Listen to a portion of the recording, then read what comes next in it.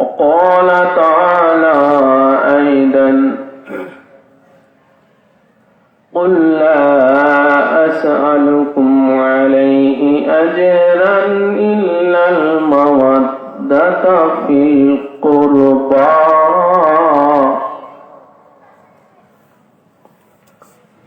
صدق الله العلي العظيم وصدق رسوله النبي الحبيب الكريم.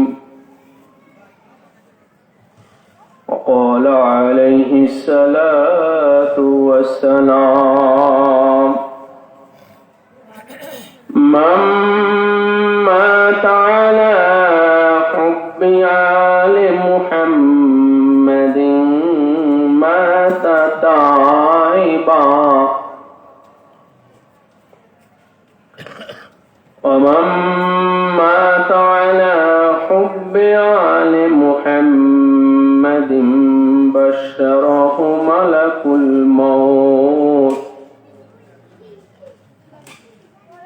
بشره ملك الموت بالجنة ثم منكر ونكير، أو كما قال عليه الصلاة والسلام.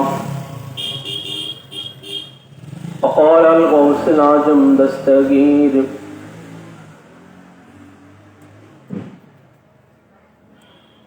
إني لأخذت 70 موثقا من الله تعالى ألا يموت مريدي إلا بالتوبة والإيمان. وقال تعالى: إن الله وملائكته يصلون على النبي يا أيها الذين آمنوا صلوا عليه وسلموا تسليما. اللهم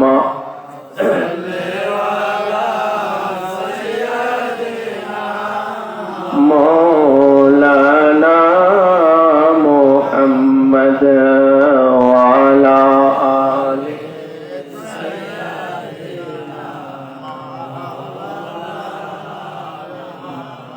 اللهم صل على مولانا محمد وعلى آل سيدنا.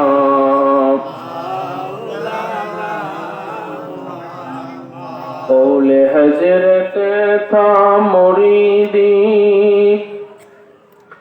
لا تخف یوں ہے زمان، جس طرح تھا امتی ہر وقت قول مصطفیٰ. اللہم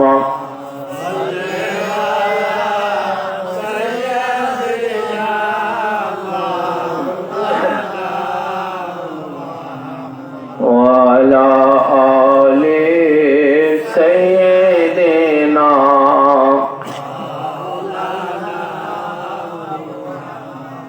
معزز حاضرین و سامعین اکرام، عاشقان و محبان مصطفیٰ و اہل بیت مصطفیٰ،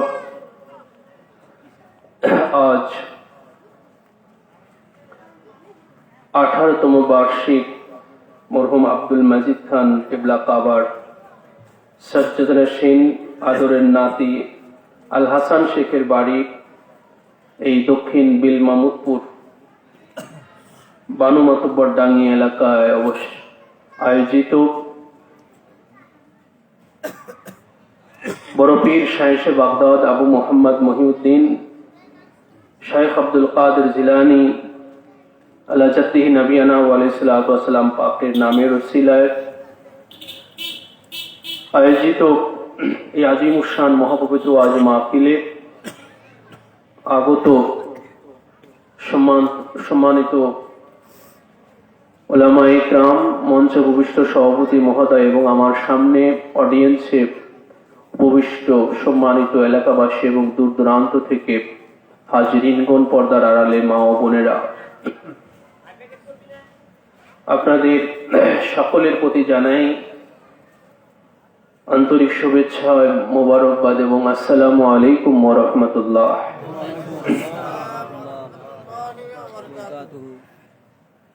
আমরা জিনার নামের ওসিলায় আয়োজিত এই আজিমুশান মহাপবিত্র ওয়াজ মাহফিলে উপস্থিত হয়েছি, জিনাকে আমরা এক নামে চিনি বড় পীর বলে। জিনার মূল নাম পাক হচ্ছে আব্দুল কাদের জিলানী আল হাসানি আল হুসাইন আল বাগদাদি। 470 হিজরি সনে পহেলা রমজান আল মুবারকে যিনি ইরানের জিলান নগরীতে আগমন করেছিলেন। 17 থেকে 18 বছর উমর মুবারকে যিনি জন্মভূমি ছেড়ে ইরাকের বাগদাদ শরীফে আগমন করেছিলেন।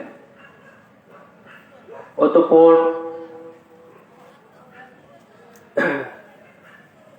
561 হিজরিতে 91 বছর উমর মুবারকে তিনি বাগদাদ শরীফে বেসালে পাক গ্রহণ করেছিলেন। বাগদাদ শরীফে তিনার মাজার শরীফ। এই কথাগুলো ভাই আমরা মনে হয় জানি, তাই না? এটাগুলো আমাদের জানা আছে। তো হুজুর শাহেনশাহ বাগদাদ পাক যিনাকে বলা হয়ে থাকে, বাগদাদ শরীফে তিনার সপ্তাহে 3 দিন ওয়াজ মাহফিল হতো। উনার নামের ওসিলায় এই বাড়ির উপরে আজ 18 বছর ধরে প্রতি বছর ওয়াজ পাক হচ্ছে, তাই না? এটা আপনারা জানেন। তো হুজুরের গৌসে পাক তিনি সপ্তাহে 3 দিন ওয়াজ মাহফিল করতেন বাগদাদ শরীফে। সেই জায়গাগুলো নির্দিষ্ট ছিল এবং দিনগুলো নির্দিষ্ট ছিল, সময়টা নির্দিষ্ট ছিল, কোন দিন কোন জায়গায় কোন সময় ওয়াজ মাহফিল হবে। সপ্তাহে 3 দিন ওয়াজ পাক হতো বাগদাদ শরীফে। ওনার সেই ওয়াজ মাহফিলে যুগের শ্রেষ্ঠ আলেমেরা, বড় বড় আল্লাহ ওয়ালারা, মহামনীষীরা শত শত কিলোমিটার দূর থেকে পায়ে হেঁটে গৌস পাকের বড় পীর সাহেবের জবানের একটা কথা শোনার জন্য সবাই ছুটে আসতো। আজকে ভাই ওনারই গুণগান হবে, ওনারই শানে বয়ান হবে। কারণ ওনার বড় পীর সাহেব যিনি অলিকুলের সম্রাট, সৈয়দুল আউলিয়া ওনাকে বলা হয়ে থাকে। ওনার শান বলা মানে ভাই কোরআন পাকের শান তুলে ধরা। ওনার শানে বলা মানে কোরআনেরই আলোচনা করা হলো। কেন? যে আল্লাহ পাক ওলি আল্লাহদের শানে কোরআন পাকের মধ্যে একাধিক জায়গাতে আল্লাহ পাক ইরশাদ করেছেন কিনা? আল্লাহ পাক কোরআন পাকের মধ্যে একাধিক জায়গাতে ইরশাদ করেছেন, আল্লাহ ইন্না আউলিয়া আল্লাহি লা খাউফুন আলাইহিম ওয়া লা হুম ইয়াহজানুন। ওলি আল্লাহদের শান আল্লাহ পাক বলেছেন, তাই না? মান ইয়াহদিল্লাহু ফাহুয়াল মুহতাদি ওয়া মান ইউদ্লিল ফালান তাজিদ লাহু ওয়ালিয়াম মুরশিদা। সুবহানাল্লাহ। আল্লাহ পাক বলেছেন ওয়ালিয়াম মুরশিদা, ওলি মুর্শিদের কথা আল্লাহ পাক কোরআন পাকের মধ্যে বলছেন কিনা ভাই? আল্লাহ পাক কোরআন পাকের মধ্যে ইরশাদ করেছেন। ওলি আল্লাহদের শানে বলা, এটা আল্লাহর সুন্নত আদায় হওয়া। যে ওলি আল্লাহদের শানে যে বললো, আল্লাহর ওলি আল্লাহদের শান যে বয়ান করলো, ওলি আল্লাহদের শানে যেটা বলা হলো, যখন বলা হলো আল্লাহর সুন্নত আদায় করা হলো, আল্লাহর আমল, আল্লাহর কাজ করা হলো। আল্লাহ ওলি আল্লাহদের শান বয়ান করেন, ঠিক কিনা বলেন? ওলি আল্লাহদের শান আল্লাহ পাক বয়ান করেছেন কোরআন পাকের মধ্যে একাধিক জায়গাতে এইভাবে আছে। তো হুজুর শাহেনশাহ বাগদাদ পাকের এমন মহান মর্তবা এই বাগদাদ শরীফে যে সেই যুগের এমন অনেক আলেম ছিলেন যে যারা জীবনে কখনো তারা অন্যের আলোচনা শোনার জন্য যান নাই। এমন অনেক আলেম ছিল, মহামনীষীরা, যারা অন্যের আলোচনা শোনার জন্য কেউ কখনো কারো কাছে যেত না, কিন্তু তারাও শত মাইল দূর থেকে গৌস পাকের জবান পাকের একটা বাণী শোনার জন্য বাগদাদ শরীফে ছুটে আসতো। আর সেই সময় তো ভাই এরকম দ্রুত যান ছিল না, তাই না? এত দ্রুত যান, গাড়ি ঘোড়া, এরকম ইঞ্জিন চালিত আজ থেকে 1000 বছর আগের কথা। কত আগের কথা? 1000 বছর আগের কথা। সেই সময় তো এইসব যান, ইঞ্জিন চালিত এইসব যান, কোন যানবাহন এগুলো আবিষ্কার হয়নি, ঠিক কিনা বলেন? সেই সময় চলাচলের মাধ্যমই ছিল আপনার প্রাণী, ঘোড়া, গাধা, খচ্চর, তাই না, উট, আর হচ্ছে পায়ে হেঁটে চলা, এইসব মাধ্যমগুলো ছিল। তো যারা এত দূর থেকে আসতো, হয়তো ওই উটে চেপে আসতো, ঘোড়ায় চেপে আসতো, খচ্চরে চেপে আসতো, বা গাধার উপরে চেপে আসতো, অথবা পায়ে হেঁটে আসতো। তো সায়েন্সে বাগদাদ পাক হুজুর গৌসুল আজম দস্তগীর, তিনার জিকির আমাদের এই বাংলার জন্য আমরা বাঙালিরাও এত করে থাকি। এই যে এই বাড়িতে 18 বছর ধরে ওনার নাম পাকের উপর, ওনার নামের উসিলায় ওয়াজ মাহফিল হচ্ছে। তো হুজুর সায়েন্সে বাগদাদ পাকের এই জিকির আমাদের কতটা জরুরিয়াত, আমাদের ফায়দা কি, আমাদের উপকারিতা কি? তো গরপীর সায়েন্সে বাগদাদ, তিনি আল্লাহ পাকের এমন এক মহান ওলি ছিলেন যে আল্লাহ পাকের এমন খাস পেয়ারা ছিলেন, যিনার নাম পাকি হলো মাহবুবে সুবহানী, যিনি আল্লাহ পাকের মাহবুব আছেন। সুবহানাল্লাহ। আল্লাহ পাকের উনি মাহবুব, আল্লাহ পাকের বড় পেয়ারা। আল্লাহ পাক স্বয়ং হুজুর সায়েন্সে বাগদাদ পাকের প্রতি আশেক, যেমন রাসূলুল্লাহর প্রতি আশেক, আল্লাহ পাক তার এই খাস বান্দাদের প্রতি, যেমন জনাবে মুহাম্মদুর রাসূলুল্লাহ সাল্লাল্লাহু আলাইহি ওয়াসাল্লামের প্রতি আল্লাহ পাক আশেক, তেমনি মাহবুবে সুবহানী ওনার নাম পাক বরফি সাহেব, ওনার প্রতি আল্লাহ পাক আশেক ছিলেন। এই জন্য হুজুর সায়েন্সে বাগদাদ পাক ইরশাদ করেছেন যে আল্লাহ পাক ওনার কাসিদায়ে গাউসিয়ার মধ্যে উল্লেখ করেছেন যে আল্লাহ পাক তার কুদরতি ক্ষমতা আমাকে আল্লাহ পাক দিয়ে দিয়েছেন। এই জন্য ওনার নাম হলো আব্দুল কাদের, কাদেরের বান্দা। সুবহানাল্লাহ। তো ভাই আমরা জানি যে কাদের এটা আল্লাহ পাকের একটা নাম পাক, তাই না? কাদের এটা মূলত কার নাম? বলেন কার নাম পাক? আল্লাহ পাকের নাম পাক হচ্ছে কাদের, যিনি কার্যত ক্ষমতার অধিকারী, তিনাকে বলা হয় কাদের। কুন ফায়াকুনের যিনি মালিক, কাদের যিনি কার্যত ক্ষমতার যিনি অধিকারী। ইন্নাল্লাহ আলা কুল্লি শাইইন কাদির, আমরা বলি, তাই না, যে আল্লাহ সবকিছুর উপরে সর্বক্ষমতাশীল। তো আল্লাহ পাকের তো আরো কত গুণবাচক নাম আছে। রহমান আছে, রহিম আছে, সত্তার আছে, জব্বার আছে, আছে কিনা? মান্নান আছে, হান্নান আছে। আল্লাহ পাকের এরকম আরো অনেকগুলো সিফাতি নাম পাক আছে, গুণবাচক নাম পাক আছে। তো বরফির সাহেবের এই নামখানা আল্লাহ পাকের অন্য কোন সিফাতি নাম থেকে না হয়ে কাদের থেকে কেন হলো? ভাই এর একটা রাজ আছে। আব্দুর রহিম হতে পারত বরফির সাহেবের নাম, রহিমের বান্দা, তাই না? আব্দুল রহমান হতে পারত, রহমানের বান্দা। আব্দুল মান্নান হতে পারত, আব্দুল হান্নান হতে পারত। আব্দুল কাদের কেন হলেন? ওনার নাম পাক রাখতে আল্লাহ পাকে এই কাদের সিফাতি নামখানা কেন আসলো, সেটাই গৌসে পাক ওনার কাসিদায়ে গাউসিয়ার মধ্যে বরফির সাহেব ইরশাদ ফরমালেন যে আল্লাহ পাক, তার আল্লাহ পাক যে কাদের, যে কুদরতের মালিক, আল্লাহ কুদরত মানে কার্যত ক্ষমতা, ওই যে কার্যত ক্ষমতা আল্লাহ পাক যে কুদরতের মালিক, আল্লাহ পাক সেই কুদরতটাকে আল্লাহ পাক আমাকে আতা করেছেন। যার কারণে ভাই এই যে মুরব্বী সাহেব আপনারা জানেন যে তিনি মৃতকে জিন্দা করতেন নিজের হুকুমে। সুবহানাল্লাহ বলেন। হুজুরে গৌসে পাকের যে কোনো জীবনী ভাই আপনারা পড়ে দেখেন, যে কোনো জীবনী পড়ে দেখেন যে উনি মৃতকে জীবিত করতেন কুম বিইজনি বলে। যেখানে আল্লাহর নবী মুসা কালিমুল্লাহ, ঈসা রুহুল্লাহ, তিনারা বলতেন যে কুম বিইজনিল্লাহ, আল্লাহর হুকুমে জিন্দা হও। আর হুজুর সাহেব বলতেন যে হে মুর্দা কুম বিইজনি, আর তুমি আমার নিজের হুকুমে জিন্দা হয়ে যাও। আল্লাহ পাক ওনাকে কুদরত দিয়েছেন, আল্লাহ পাক ওনাকে কুদরত দিয়েছেন। মৃতকেও জীবিত করতে পারতেন, জীবিতকেও মৃত করতে পারতেন। পারতেন কিনা বলেন? হুজুর গৌস পাক মুরব্বী সাহেব শুধু মৃতকে জীবিত করতে পারতেন না, জীবিতকেও মৃত করতে পারতেন উনি চাইলেন। তো ওনার এই মহান শ্রেষ্ঠত্ব এটা সারা কুল কায়নাত ব্যাপী ছড়িয়ে আছে, জেনে রাখবেন। সারা কুল কায়নাত ব্যাপী ওনার শ্রেষ্ঠত্ব মাহাত্ম্য ছড়িয়ে আছে, যার দরুন আমরা বাঙালিরা আমরা ওনার এত গুণগান করে থাকি, ওনার তাজকিরা করে থাকি, ওনার জিকির করে থাকি, ওনার এত স্মরণ করে থাকি, ওনাকে আমরা এত মহব্বত করে থাকি।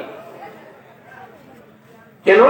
যে উনি আলে মুহাম্মদ আছেন, যাদের প্রতি মহব্বত রাখা আমাদের ঈমান আছে। সুবহানাল্লাহ। পহলা উনি আলে মুহাম্মদ আছেন, আলে আলী আছেন, আলে ফাতেমা আছেন, আলে হাসান ও হুসাইন আছেন, আর আলে মুহাম্মদ, আলে আলী ও ফাতেমা, আলে হাসান ও হুসাইন অর্থাৎ মুহাম্মদুর রাসূলুল্লাহ সাল্লাল্লাহু আলাইহি সাল্লামের বংশধর মাওলা আলী খাতুন আথার ফাতেমাতুজ জাহরা ওনাদের বংশধর, ইমাম হাসান ও হুসাইনের বংশধরকে কিয়ামত পর্যন্ত মুহাব্বত করা এটা উম্মতের উপরে, তামাম মানব জাতির উপরে ফরজ করে দেওয়া হয়েছে। এবং এই মুহাব্বতটাই আমাদের ঈমান আছে, জেনে রাখবেন। যার দরুন রাসূলুল্লাহ সাল্লাল্লাহু আলাইহি ওয়া সাল্লাম ইরশাদ করেছেন যে আল্লাহ সেই আরাফার ময়দানে যেটা বলে গিয়েছিলেন আল্লাহ রাসূল, ইয়া আইয়ুহান নাস ইন্নী তারাকতু ফীকুম মা ইন আখাযতুম বিহি লান তাদিল্লু কিতাবাল্লাহি ওয়া ইফরাতি আহলা বাইতি।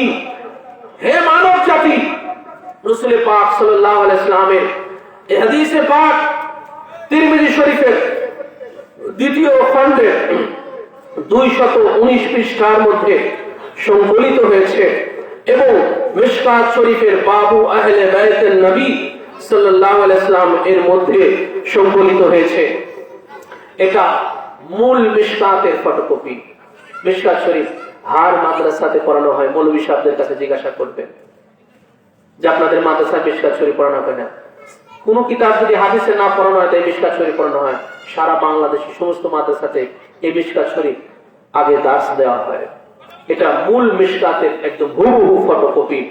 দেওবন্দ প্রিন্ট 569 পৃষ্ঠা। হযরত জাবির ইবনে আব্দুল্লাহ রাদিয়াল্লাহু তাআলা আনহু থেকে এই হাদিস শরীফখানা বর্ণিত আছে যে রাসূলুল্লাহ সাল্লাল্লাহু আলাইহি ওয়াসাল্লাম বলেছেন, হে মানব জাতি, যদি তোমরা হেদায়েতের উপরে থাকতে চাও, যদি এই আমার উম্মতের মধ্যে আমার উম্মতের যে 73 দলের 72 দল জাহান্নামী হবে, আছে কিনা ভাই বলেন, আছে কিনা? আমার উম্মতের 73 দলের 72 দল জাহান্নামী হবে। কেন? যে 72 দল গোমরা হয়ে গেছে, পথভ্রষ্ট হয়ে গেছে। যারা পথভ্রষ্ট হয়ে যায় আর তাদের আর কোনো ফয়সালা থাকে না, তাদের আর কোনো ফয়সালা থাকে, যারা পথভ্রষ্ট হয়ে যাবে, গোমরা হয়ে যাবে, বিপদগামী যারা হয়ে যাবে। আল্লাহ রাসূল বলেছেন আমিও তাদের সাথে নাই, তারাও আমার মধ্যে নাই, তারা আমার দায়িত্বে নাই। যারা গোমরা হয়ে যাবে, যারা পথভ্রষ্ট বিপদগামী হয়ে যাবে। এই 72 দল উম্মত রাসূলুল্লাহর উম্মত বিপদগামী হয়ে গেছে, পথভ্রষ্ট হয়ে জাহান্নামী হয়ে গেছে। আল্লাহ রাসূল এটা ফয়সালা দিয়েছেন। সিয়াসিতা 4খানা কিতাবের মধ্যে এটা আছে। কেউ যদি দলিল দেখতে চায়, এখানে আসলাম এখানেই বের করে দেবো ভাই দলিল, সেখানেই বুঝে নেবে নগদ। এবং মিশকাত শরীফ এই কিতাবগুলো এত ভারী এবং এত বড় যে এগুলো সচরাচর আমাদের মাহফিল স্টেজ আনা সম্ভব হয় না। এটা হুবহু ফটোকপি। এই পৃষ্ঠার সাথে হাদিস যদি মূল কিতাবের সাথে যদি মিল না থাকে তো আমি চ্যালেঞ্জ করে যাচ্ছি, যে কোনো মৌলবী সাহেবদের আপনারা জিজ্ঞাসা করেন যে মিশকাত শরীফ মূল যেটা আরবি ভলিউম আছে 569 পৃষ্ঠা দেওবন্দ প্রিন্ট, ওখানে এই হাদিস শরীফটা আছে কিনা আমি চ্যালেঞ্জ করে গেলাম। কিন্তু আফসোসের ব্যাপার হলো ভাই যে এত অথেন্টিক ভাবে দলিল থাকার পরেও আজকে আমরা অধিকাংশ আলেমদের থেকে, ওয়াইজিনদের থেকে এই আহলে বায়াতের এই মহাসত্যটা আমরা পাই না, ঠিক কিনা বলেন? এই মহাসত্যের প্রচারটা আমরা পাই না। এটাই হলো আমাদের আফসোসের ব্যাপার। আহলে বায়াত নামক এই মহাসত্যটাকে তারা চাপা দিয়ে রেখেছে। রাসূলুল্লাহ যেটাকে হাইলাইট করে গেলেন, 1,24,000 সাহাবায়ে কিরামের মাঝে আল্লাহ রাসূলের সামনে সবচেয়ে বড় জমায়েত আরাফার ময়দান, ঠিক না বলেন? এর আগে কি ভাই এত সাহাবী রাসূলুল্লাহর কাছে কখনো জমায়েত হয়েছে বলেন? আরাফার ময়দানে যে জমায়েতটা হয়েছিল রাসূল পাক সাল্লাল্লাহু আলাইহি ওয়াসাল্লামের সামনে, সেই আরাফার ময়দানে রাসূলুল্লাহর হজের ভিতরে আল্লাহ রাসূল যখন হজ করতেছেন, কি করতেছেন? হজ করতেছেন আরাফার ময়দানে। আল্লাহ রাসূল হায়াতে বাকি ভাই হজ কয়বার করছেন? একবার। বলেন কয়বার করছেন হজ? মাত্র একবার। হুজুর পাক ওনার হায়াতে মাত্র একবার হজ করছেন। ওটাকে আমরা বিদায় হজ বলি। কি বলি বলেন? ওটাকে আমরা বিদায় হজ বলে থাকি। সেই বিদায় হজ যে আরাফার ময়দানে অবস্থান করাটাই হলো হজ। আল্লাহ রাসূল বলেছেন যে যে আরাফার ময়দানে অবস্থান করলো তার হজ হয়ে গেল। তো হজের যে মূল কাজ আরাফার ময়দানে অবস্থান করা, সেই হজের ভিতরে আল্লাহ রাসূলের হজের আগেও না পরেও না, হজের মূল কর্মসূচির মধ্যে আরাফার ময়দানে অবস্থানকালীন আল্লাহ রাসূল আহলে বায়াতের তাবলীগ করলেন।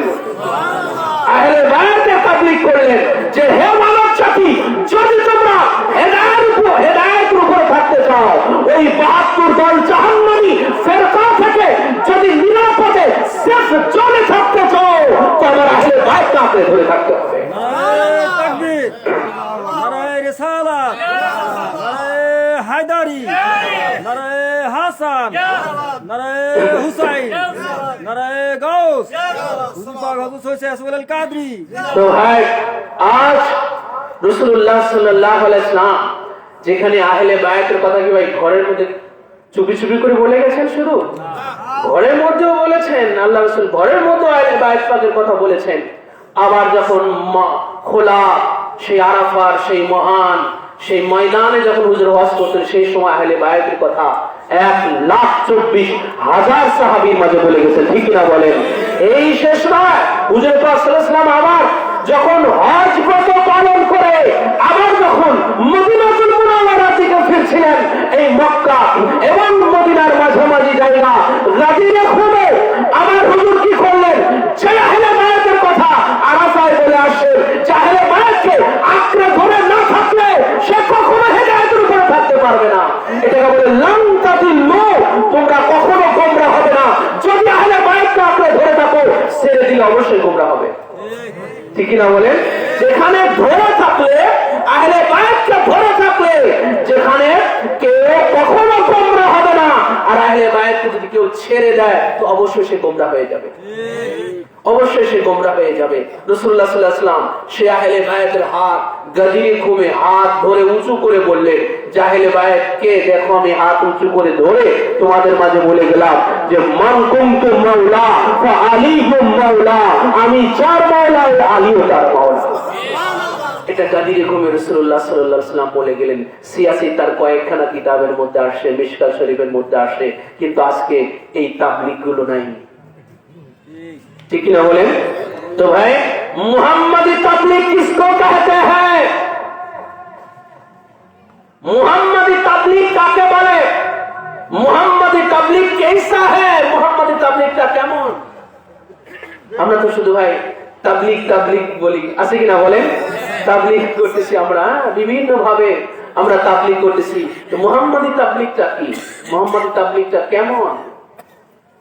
মুহাম্মাদি তাবলীগ কি ভাই শুধু নামাজ রোজা হজ যাকাত এগুলো বলে? এই যে আল্লাহ রাসূল হজের মধ্যে আহলে বায়াতের কথা যে এত করে বলে গেলেন যে আমার আহলে বায়াতকে যদি তোমরা ধরে না থাকো তো তোমরা হেদায়েতের উপরে থাকতে পারবে না, এটা মুহাম্মাদি তাবলীগ না? এই তাবলীগ কাহা গায়ে? এই তাবলীগ কোথায় গেল ভাই? মান কুনতু মাওলা ফাআলী মাওলা, আমি যার মাওলা আলীও তার মাওলা, এটাও তো মুহাম্মাদি তাবলীগ। এই তাবলীগ কোথায় গেল? এই তাবলীগ কোথায় চলে গেল? কোথায় হারিয়ে গেল? আজ আহলে বায়াতের এই প্রচারণা নাই, ঠিক কিনা বলেন? সেই ধর্মে এক বাত याद रखिए, ये बात याद रखिए भाइयों, এই কথা খেয়াল রাখবেন, স্মরণে রাখবেন, যেই ধর্মে আহলে বায়াতের তাবলীগ নাই ওটা মুহাম্মাদি ধর্ম নয়। যেই তাবলীগের মধ্যে মাওলানা আলীর তাবলীগ নাই, ইমাম হাসান হুসাইনের তাবলীগ নাই, আহলে বায়াতের তাবলীগ নাই, ওটা মুহাম্মাদি তাবলীগ নয়। ওটা একজনের কারো বানানোর অনেক কিছু হতে পারে, কিন্তু ওটা মুহাম্মাদি তাবলীগ নয়। মুহাম্মাদি তাবলীগ হলো যেই তাবলীগে মাওলানা আলীর তাবলীগ আছে, আলীর প্রচারণা আছে, আহলে বায়াতের প্রচারণা আছে, ঠিক কিনা বলেন? সেটা হচ্ছে মুহাম্মাদি তাবলীগ। হুজুর আকরাম সাল্লাল্লাহু তাআলা আলাইহি ওয়া সাল্লাম পাকের এই অমীয় বাণীগুলো, দিক নির্দেশনামূলক এই অমীয় বাণীগুলো মুসলমানদের থেকে চাপা পড়ে গেছে, যার কারণে রাসূলুল্লাহ সাল্লাল্লাহু আলাইহি ওয়াসাল্লাম ১৫০০ বছর আগে আল্লাহ রাসূলকে এত বড় সতর্ক বাণী করে যেতে হয়েছে যে আমার উম্মত ৭৩ দলে বিভক্ত হয়ে ৭২ দল জাহান্নামে যাবে। তো বরফির সাহেব বাগদাদ পাক ওনার জিকির, এই যে ওনার আজকে ওনার নামের ওসিলায় জিকিরে আমরা আসি ভাই। মাহফিল তো বিভিন্ন মওজুর উপরে হয়, আপনারা জানেন, দেখেন, শোনেন, হ্যাঁ, অভাব নাই, মাহফিলের অভাব নাই। আমাদের এই ছোট দেশ বাংলাদেশ ৬৪ জেলায় এমন কোন জেলা নাই যে যেই জেলায় ১০, ২০, ৫০টা মাহফিল হচ্ছে না, ঠিক কিনা বলেন? শুধু জেলার ফরিদপুর জেলায় দেখেন প্রত্যেকটা সিজন এমন কোন দিন নাই, রাত নাই ২০-৫০টা মাহফিল হচ্ছে না, ঠিক কিনা বলেন? মাহফিলের তো অভাব নাই। হালকায় জিকির হচ্ছে, ইসালে সওয়াব হচ্ছে, তাফসিরুল কোরআন হচ্ছে, বিভিন্ন বিষয়ের উপরে মাহফিল হচ্ছে, হচ্ছে কিনা বলেন? কিন্তু আহলে বায়াতের জিকির, পাক পাঞ্জাতনের জিকির উপরে কয়টা মাহফিল হচ্ছে ভাই? তো রাসূলুল্লাহ এই রিসালাত প্রচারণা, 23 বছর রিসালাত প্রচারণায় এমন কোন জায়গা আছে যেখানে আল্লাহ রাসূল আহলে বায়াতের প্রচার করে নাই, আহলে বায়াতের কথা বলে নাই? মক্কা শরীফ বলেন, মদিনা শরীফ বলেন, যেখানেই বলেন, এমন কোন জায়গা যে রাসূল যেখানে গিয়েছেন আহলে বায়াতের কথা বলেন নাই? বলেন। রাসূলুল্লাহ সাল্লাল্লাহু আলাইহি ওয়াসাল্লাম তায়েফের ময়দানে যখন গিয়েছেন, তায়েফের, মক্কা শরীফে তায়েফের নাম শুনছেন না আপনারা? তায়েফ নাম শুনছেন? তায়েফ যেখানে কি হয়েছিল ভাই? কি হয়েছিল বলেন? হুজুরের পাককে পাথর মারা হয়েছিল, মাথায় পাথর। দান হচ্ছে উহুদে, দান মুবারক কোথায়? উহুদে। আর তায়েফে হলো কি করা হয়েছিল? হুজুরকে, তায়েফবাসীরা হুজুরকে পাথর মেরেছিল। হুজুরের মাথা মুবারক ফেটে রক্ত ব্লিডিং হয়ে সেই রক্ত জুতার ভিতরে গিয়ে এমন ভাবে আটকায় গেছিল, রক্ত শুকায় গেলে হুজুরের পাকে, কদম পাক থেকে জুতা খোলা যাচ্ছে না। রক্ত শুকায় গেলে কি হয়ে যায়? জমাট আঠা শক্ত হয়ে যায়, তাই না? তায়েফে এইরকম পরিস্থিতি হয়েছিল হুজুরের পাকে। হ্যাঁ, তো সেই তায়েফেও যে আল্লাহ রাসূল যখন গিয়েছেন, সমস্ত মানুষ থেকে মাওলা আলীকে আল্লাহ রাসূল আলাদা করে নিয়ে ওনার সাথে চুপি চুপি কথা বলতেছেন। সুবহানাল্লাহ। কিতাবুল মানাকিব, এখানে আমার কাছে দলিল আছে ভাই, আমরা তো দলিল রাখি, সাথে রাখি। কত মোল্লা সাহেবদেরকে আমরা আহ্বান করি যে আসেন, দেখেন যে আছে কিনা মাওলা আলীর শানে এগুলো আছে কিনা, আপনারা এই দলিলগুলো দেখেন, বোঝেন, বুঝে নেন যে এগুলো আছে কিনা। আর যদি থেকে থাকে তো আপনারা কেন এগুলো বলেন না? কেন মাওলা আলীর তাবলীগগুলো আপনারা কেন করেন না? এই যে মিশকাত শরীফ, মানাকিব আলী ইবনে আবি তালেব, এটা কি ভাই আমরা এই বাড়িতে যারা ওয়াজ দিছে এইগুলোকে বাড়িওয়ালাদের বানানো বলেন? আমরা আসছি ওয়াজ করতে সেই রাজবাড়িতে, এগুলো আমরা বানিয়ে নিয়ে আসছি নাকি বলেন? এগুলো যুগ যুগ ধরে সারা পৃথিবীতে এই হাদিস শরীফগুলো চর্চা হতেছে, এই হাদিসের কিতাব চর্চা হতেছে। এত দলিল স্পষ্ট থাকার পরেও সেই তায়েফের ময়দানেও যখন হযরত জাবের রাদিয়াল্লাহু আনহু থেকে এই হাদিস পাক বর্ণিত যে উনি বলেন যে তায়েফের দিনে রাসূলুল্লাহ উনি মাওলা আলী, হযরত আলী কারামাল্লাহ ওনাকে ডাকলেন, ওনাকে ডেকে আলাদা ওনার সাথে চুপি চুপি কথা বলতেছেন। সুবহানাল্লাহ। লোকদের মধ্যে কানাকানি শুরু হয়ে গেছে, আল্লাহ রাসূল ওনার চাচাতো ভাইয়ের সাথে কি এত দীর্ঘ চুপি চুপি কথা বলতেছে, কানাকানি, খালি কানাকানি করতেছে লোকেরা। আর ওদিকে রাসূল আর মাওলা আলী চুপি চুপি কথা চলতেছে। সুবহানাল্লাহ। চুপি চুপি কথা হচ্ছে, আর লোকদের ভিতরে এরকম কানাকানি শুরু হয়ে গেছে। দীর্ঘক্ষণ আলোচনা, এই চুপি চুপি আলাপ করতেছে। রাসূলুল্লাহ সাল্লাল্লাহু আলাইহি ওয়াসাল্লাম যখন এটা জানতে পারলেন যে লোকেরা এরকম কানাকানি করতেছে, হ্যাঁ, লোকের এরকম বলা বলি করতেছে যে আল্লাহ রাসূল চাচাতো ভাইয়ের সাথে এত লম্বা দীর্ঘ কি এত আলাপ করতেছেন, আল্লাহ রাসূল জালালি হালাতে বললেন যে মা আনতা যাইতুহু মা আনতা যাইতুহু ওয়ালাকিন্নাল্লাহ আনতাজাহু। রাওয়াহু তিরমিজি। তিরমিজি শরীফ মিশকাতের সিয়াসিতা তিরমিজি শরীফের মধ্যে হাদিস শরীফ খানা রয়েছে। মাওলা আলীর শানে তিরমিজিতে একটা বাব আছে, একটা চ্যাপ্টার, একটা অধ্যায় আছে, সেখানে হাদিস পাক আছে। মিশকাত শরীফের মধ্যে আছে আল্লাহ রাসূল জালালি হারাতে বললেন, হে লোকেরা, তোমরা কি মনে করো, আমাকে কি মনে করো, আলীকে কি মনে করো, তোমরা কি সাধারণ মনে করো? তাহলে জেনে নাও মা আনতা যাইতুহু ওয়ালাকিন্নাল্লাহ আনতাজাহু।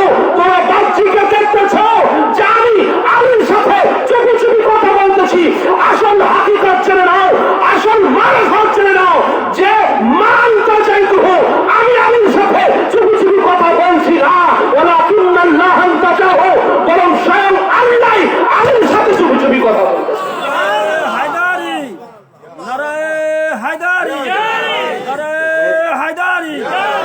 এগুলো তো শানে পাক পাঞ্জাতন, এগুলো রাসূলুল্লাহর জীবনী পাকে ঘটে যাওয়া ঘটনা, ঠিক কিনা বলে?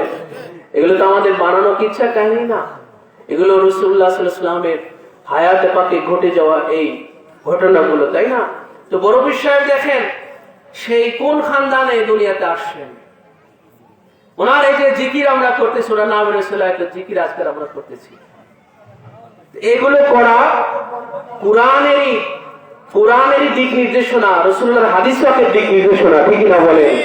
যে যখন গৌসে পাকের ভাই আমরা পাই নাই, গৌসে পাকের জামানা আমরা পেয়েছি, বলেন আজ থেকে 1000 বছর আগে গৌসে পাকের জামানা চলে গেছে, তো গৌসে পাককে আমরা পাই নাই, ওনার নাম পাক আমাদের মধ্যে আছে, আছে কিনা বলেন? ওনার নাম পাক আমাদের মধ্যে আছে ভাই, ওনাকে আমরা পাই নাই, কিন্তু ওনার নাম পাক আমাদের মধ্যে আছে। ওনার নামের জিকির যখন আমরা করতেছি, তো আহলে বায়াতের জিকির হইতেছে, আহলে বায়াতের জিকির হইতেছে, আহলে বায়াতের তাজকিরা হইতেছে, আহলে বায়াতের মুহাব্বত নজরানা হইতেছে, সুবহানাল্লাহ ওয়া বিহামদিহি। তো ভাই আহলে বায়াত পাকে আথারে শানে মুহাব্বত করা, এটা তো আল্লাহ পাকের হুকুম আছে, আছে কিনা বলেন? রাসূলুল্লাহ সাল্লাল্লাহু আলাইহি ওয়াসাল্লাম পাকের হুকুম আছে। আল্লাহ পাক কোরআনুল কারীমের মধ্যে ইরশাদ করেছেন সূরাতুশ শূরা 25 পারা সূরাতুশ শূরা 23 নম্বর আয়াতে পাকের মধ্যে আল্লাহ পাক ইরশাদ ফরমালেন, কুল্লা আসআলুকুম আলাইহি আজরান ইল্লাল মাওয়াদ্দাতা ফিল কুরবা। এই আয়াত পাক আহলে বায়াতের মুহাব্বতের উপরে নাযিল হয়েছে, যে আহলে বায়াতের প্রতি মুহাব্বত করা ছাড়া এই উম্মতের কাছে আর কিছুই চাওয়ার নাই। এই আয়াতে পাকের তাফসীরে রুহুল বায়ানের মধ্যে এবং তাফসীরে কাশাফের মধ্যে আল্লামা জামাখশরী, তাফসীরে সালাবির মধ্যে আল্লামা আবু ইসহাক সালাবি, তাফসীরে দুরর মনসুরের মধ্যে আল্লামা জালালউদ্দিন সুয়ুতি এবং তাফসীরে কবির আল্লামা ফখরুদ্দিন রাজি, তাফসীরে কবিরের 7ম খণ্ডের 390 পৃষ্ঠার মধ্যে এই আয়াতে পাকের তাফসীরে এই রাসূলুল্লাহ সাল্লাল্লাহু আলাইহি ওয়াসাল্লামের এই হাদিস পাকগুলো করে ধরা হয়েছে যে মাতা আলা হুব্বে আলে মুহাম্মাদিন মাতা তাইবান, যে ব্যক্তি আলে মুহাম্মাদের মুহাব্বতের উপর মৃত্যুবরণ করলো, মাওলা আলীর মুহাব্বতের উপর মৃত্যুবরণ করলো, খাতুন আথার পাক ফাতিমাতুজ জাহরা সালামুল্লাহি আলাইহা মুহাব্বতের উপর মৃত্যুবরণ করলো, ইমাম হাসান হুসাইনের মুহাব্বতের উপর মৃত্যুবরণ করলো, বড় পীর শাহ বাগদাদ যিনি আহলে বায়াতের একজন উজ্জ্বল নক্ষত্র আছেন, আহলে বায়াতের একজন উজ্জ্বল নক্ষত্র, ঠিক না বলেন? ওনাকে বলা হয় আল হাসানি ওয়াল হুসাইনি। ওনার যে কোনো জীবনী পাক আমরা আপনারা পড়ে দেখেন ভাই। আজকে যখন এই মাহফিলের আয়োজন করা হয়েছে, এটা কত মহৎ একটা কাজ এখানে আঞ্জাম দেওয়া হয়েছে, আর কি মহৎ একটা কাজে আমরা অংশগ্রহণ করেছি ভাই। এটা কোরআন হাদিস থেকে বুঝলেন, কোরআন হাদিস থেকে এটা বুঝলেন যে বড় পীর সাহেব তিনি আহলে বায়াতের একজন উজ্জ্বল নক্ষত্র ছিলেন, যিনি হচ্ছে এক নাগারে, যিনি আল হাসানি এবং আল হুসাইনি, সুবহানাল্লাহ, যিনি হাসানি এবং হুসাইনি রাসূলুল্লাহ সাল্লাল্লাহু আলাইহি ওয়াসাল্লামের দুই শাহাদাত পাক दोनों इमाम पाक इमाम হাসান হুসাইন दोनों খানদানের মহামিলন থেকে যে বড় পীর সাহেবের এই দুনিয়াতে আগমন হয়েছে, ঠিক না বলেন? ওনার যে কোনো জীবনী আপনারা পড়ে দেখেন যে ওনার আব্বা জান আবু সালেহ মুসা আলাইহিস সালাতু ওয়াস সালাম তিনি ইমাম হাসান আলাইহিস সালামের বংশের ছিলেন এবং ওনার আম্মা জান উম্মুল খায়ের ফাতেমা সানি ইমাম হুসাইন ইসলামের খানদানের শাহজাদি ছিলেন। আছে কি নাই ভাই? পিতৃকুল এবং মাতৃকুল উভয় দিক থেকে নেই আলে মুহাম্মদ আহলে বাইত রাসূল। এই জন্য মওলা পাক ওনার শানে ইরশাদ করেছেন দেয়ানে পাকের মধ্যে, আপে বেশক হাসানি और हुसैनी भी है ऐ शरीफ दो जहां हजरत गौसो सकले ऐ शरीफ दो जहां हजरत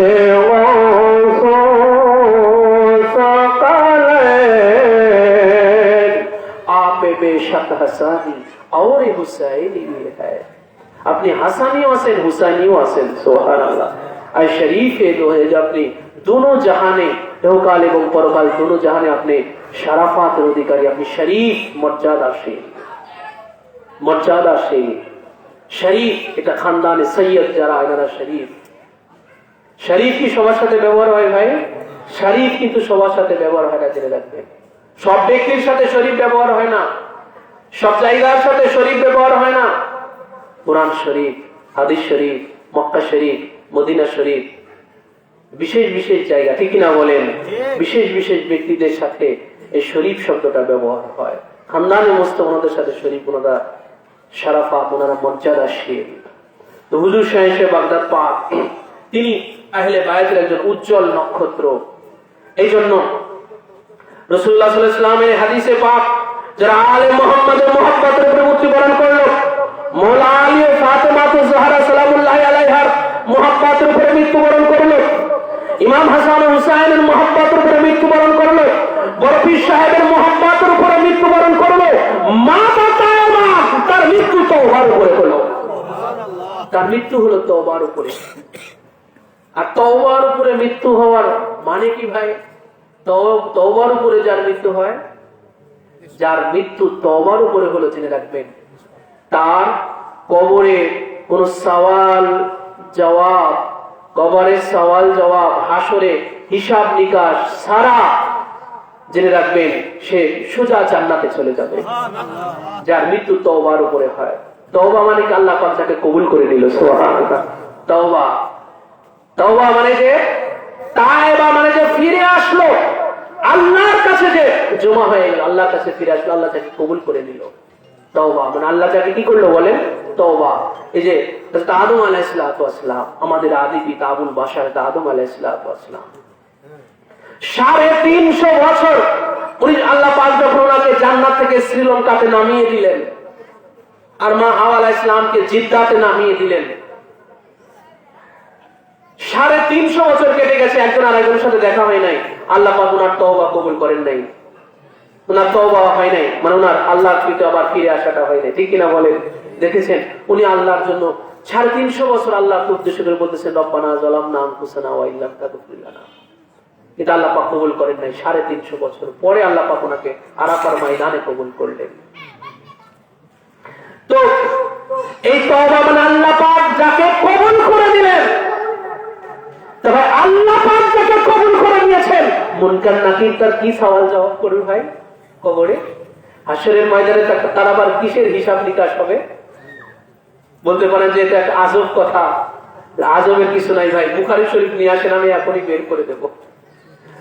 বুখারী, আমি সিয়াসিত্তার উপরে টাইটেল ফারেক 2012 সালে।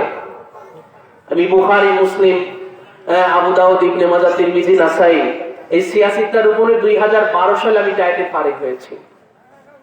এখনই বুখারী শরীফ আমার কাছে নিয়ে আসেন, বুখারী শরীফ মূল যেটা নিয়ে আসেন, আরবি বলিয়াম কিতাব নিয়ে আসেন, আমি বের করে দেবো, দলিল আপনি বুঝে নেবেন যে আছে কিনা।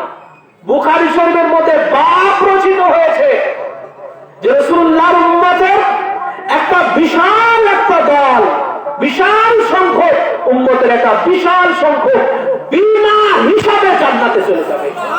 হাসরের ময়দানে যাদের হিসাব হবে না এবং আযাব হবে না, দুটো শব্দই ওই বাবের মধ্যে আসে। ইমাম মুহাম্মদ ইবনে ইসমাইল বুখারী একটা বাব রচনা করেছেন যে যাদের হিসাব এবং আযাব ছাড়া হাসরের ময়দানে কিন্তু দুটোই হবে, হিসাবও হবে এবং আযাবও হবে, ঠিক না বলেন? যেমন কবরে আযাব আছে না, কবরে সওয়াল জবাব আছে, আবার কি আছে বলেন, কবরে আযাবও আছে, কি আছে, আযাবও আছে। এরকম হাসরে কবর থেকে যখন হাসরে উঠবে মানুষ, সেই হাসরে শুধু হিসাব হবে না, হাসরে আযাবও আছে। কি আছে বলেন? আযাব। সূর্যটা ভাই যখন এত কাছে চলে আসবে, এটা আযাব না? বলেন আযাব কি না? এই তৃষ্ণায় কণ্ঠনালী শুকিয়ে কাঠ হয়ে যাবে, এটা একটা আযাব না? হাউজে কাউসার ছাড়া পানি পিলানোর কোনো উৎস নাই।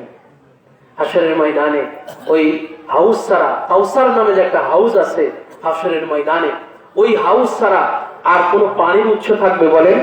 হাসরের ময়দানে আর কোনো পানির উৎস থাকবে না।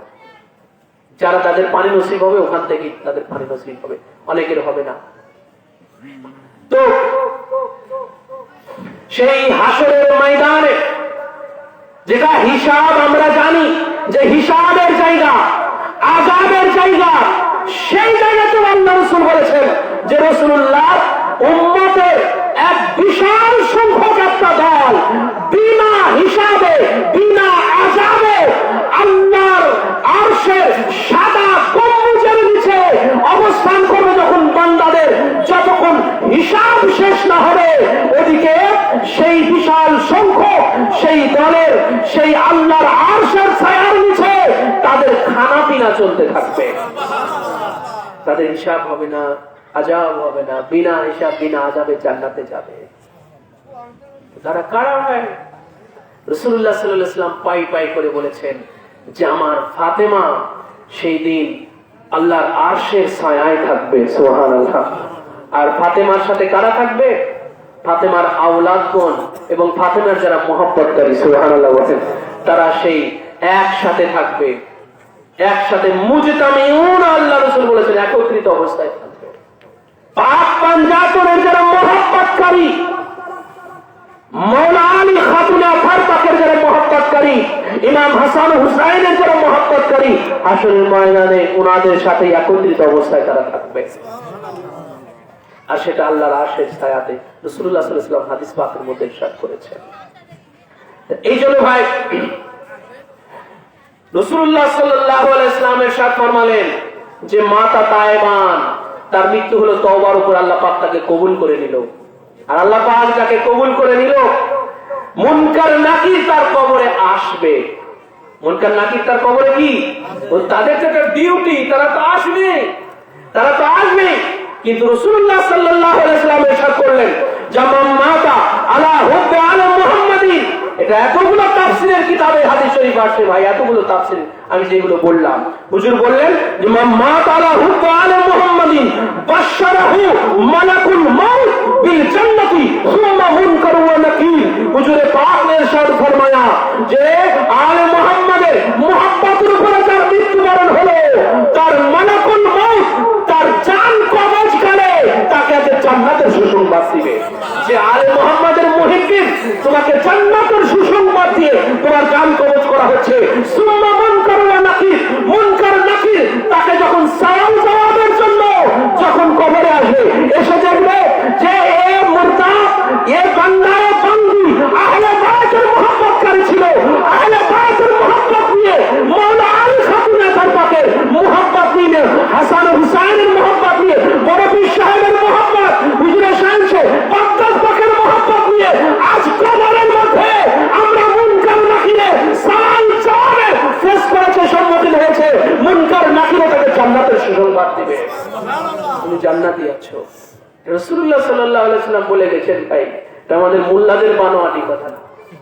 এই কিতাবগুলো আপনারা বের করে দেখেন, এই দলিল আছে কিনা, না পান তো আমাদেরকে যোগাযোগ করবেন, আমাদের ধরবেন যে আপনারা এলোমেলো ভুলভাল বলে গেছেন, ঠিকই না বলেন। আমরা তো ভাই কিতাবের নাম ধরে ধরে, পৃষ্ঠার নাম ধরে ধরে বলতেছি, দলিল তো আমরা সাথে করে নিয়েও এসেছি। রাসূলুল্লাহ সাল্লাল্লাহু আলাইহি ওয়াসাল্লাম যখন বললেন যে দেখেন যে আলে মুহাম্মাদের মুহাব্বতকারীরা তওবার উপরে মৃত্যুবরণ করবে, বলতে পারেন এত সোজা, তাহলে আহলে বাইতের মুহাব্বত করলে তো সব পার, বলতে পারেন তাহলে আহলে বাইতের মুহাব্বত করলে তো সব পার, এত সোজা ব্যাপার।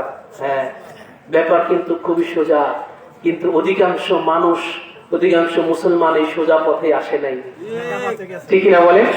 বেশিরভাগ হলো বেঁকা পথে চলে গেছে, অধিকাংশই এই সোজা পথে আসে নাই। এটা সোজাই ভাই, এটাই সিধা রাস্তা, এটাই সহজ রাস্তা।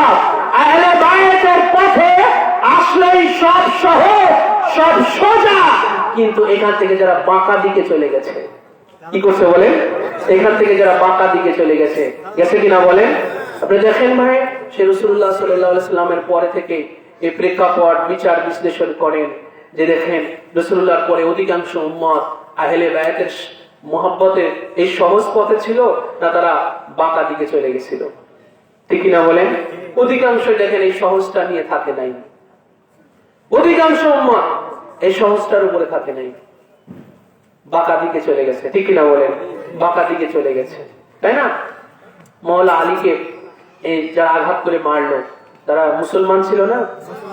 ইমাম হাসান আলাইহিস সালামকে যারা বিষ প্রয়োগ করে মারলো তারা মুসলমান ছিল না? ইমাম হুসাইন আলাইহিস সালামকে কারবালায় যারা নির্মমভাবে শহীদ করলো তারা মুসলমান ছিল না ইহুদি খ্রিস্টান ছিল? বলেন এই সত্যটা স্বীকার করেন না ভাই আপনারা? মুসলমান ছিল না ইহুদি খ্রিস্টান ছিল? তো মওলা ইমাম হুসাইন আলাইহিস সালামের লোক সেই সময় ওনার মুহাব্বতের লোক, ওনার পক্ষের লোক কম ছিল না বেশি ছিল?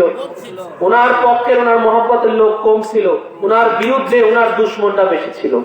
আর তারা মুসলমান, মুসলমানদের থেকে, ঠিক কিনা বলেন? বাইরে থেকে না, যে ওনার বিরুদ্ধে ইহুদি খ্রিস্টানরা ওনার বিরুদ্ধে এসে যুদ্ধ করে ওনার আঘাত করতেছে, ওনার পানি খাবার বন্ধ করতেছে, সেটা না, সব মুসলমান আইছে, ঠিক কিনা বলেন? কারবালায় 22,000 থেকে 30,000 শুধু কারবালাতে। আর কারবালার বাইরে যে কত ছিল ভাই এটা আমার আপনার ধারণাতেই নাই।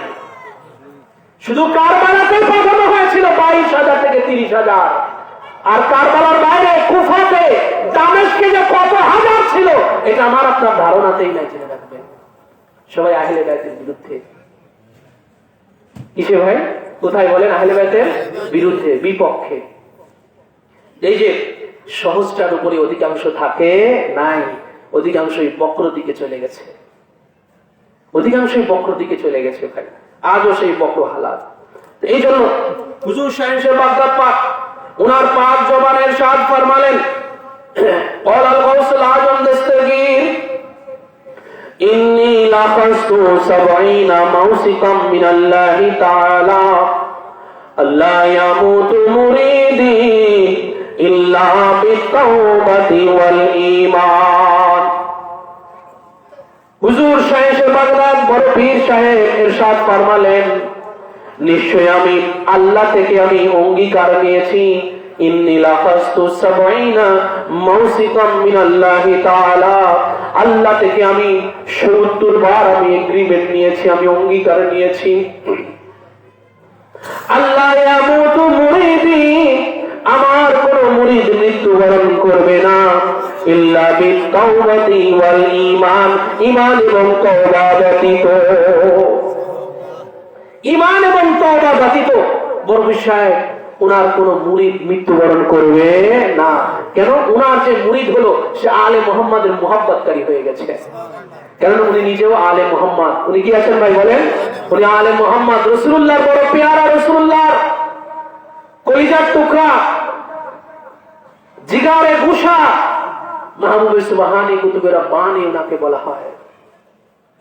এই জন্য বলেন আমার যে মুরিদ হয়ে গেল সে আলে মুহাম্মাদের মুহাব্বতকারী হয়ে গেল, এই জন্য সে কখনো তওবা এবং ঈমান ছাড়া মৃত্যুবরণ করবে না। তো ভাই শাহেনশাহ বাগদাদ পাক যে বললেন যে আমার মুরিদ তওবা এবং ঈমান ছাড়া মৃত্যুবরণ করবে না, এটা তো রাসূলুল্লাহর কথাটাই উনি বললেন। রাসূলুল্লাহ তো বলে গেছেন যে আলে মুহাম্মাদের মুহাব্বতকারীরা তওবার উপরে মৃত্যুবরণ করবে। তো গৌসে পাক যে বললেন তো রাসূলুল্লাহর হাদিস পাকের আলোকেই তো বলে, ঠিক না বলেন? রাসূলুল্লাহর জবান পাকের কথাটাই উনি বললেন যে আমার যে মুরিদ হয়ে গেল সে আলে মুহাম্মাদের মুহাব্বতকারীর খাতায় তার নাম লেখা হয়ে গেল।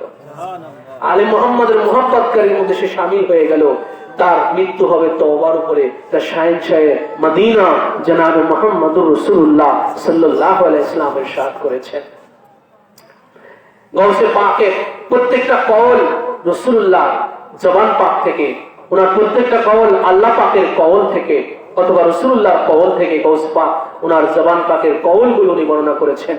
যিনার সারা জীবনের ওজিফা ছিল মুরিদি লা তাখাফ আল্লাহু রাব্বি, হে আমার মুরিদ তোমার কোনো ভয় নাই, কারণ আল্লাহ আমার রব আছে। সুবহানাল্লাহ।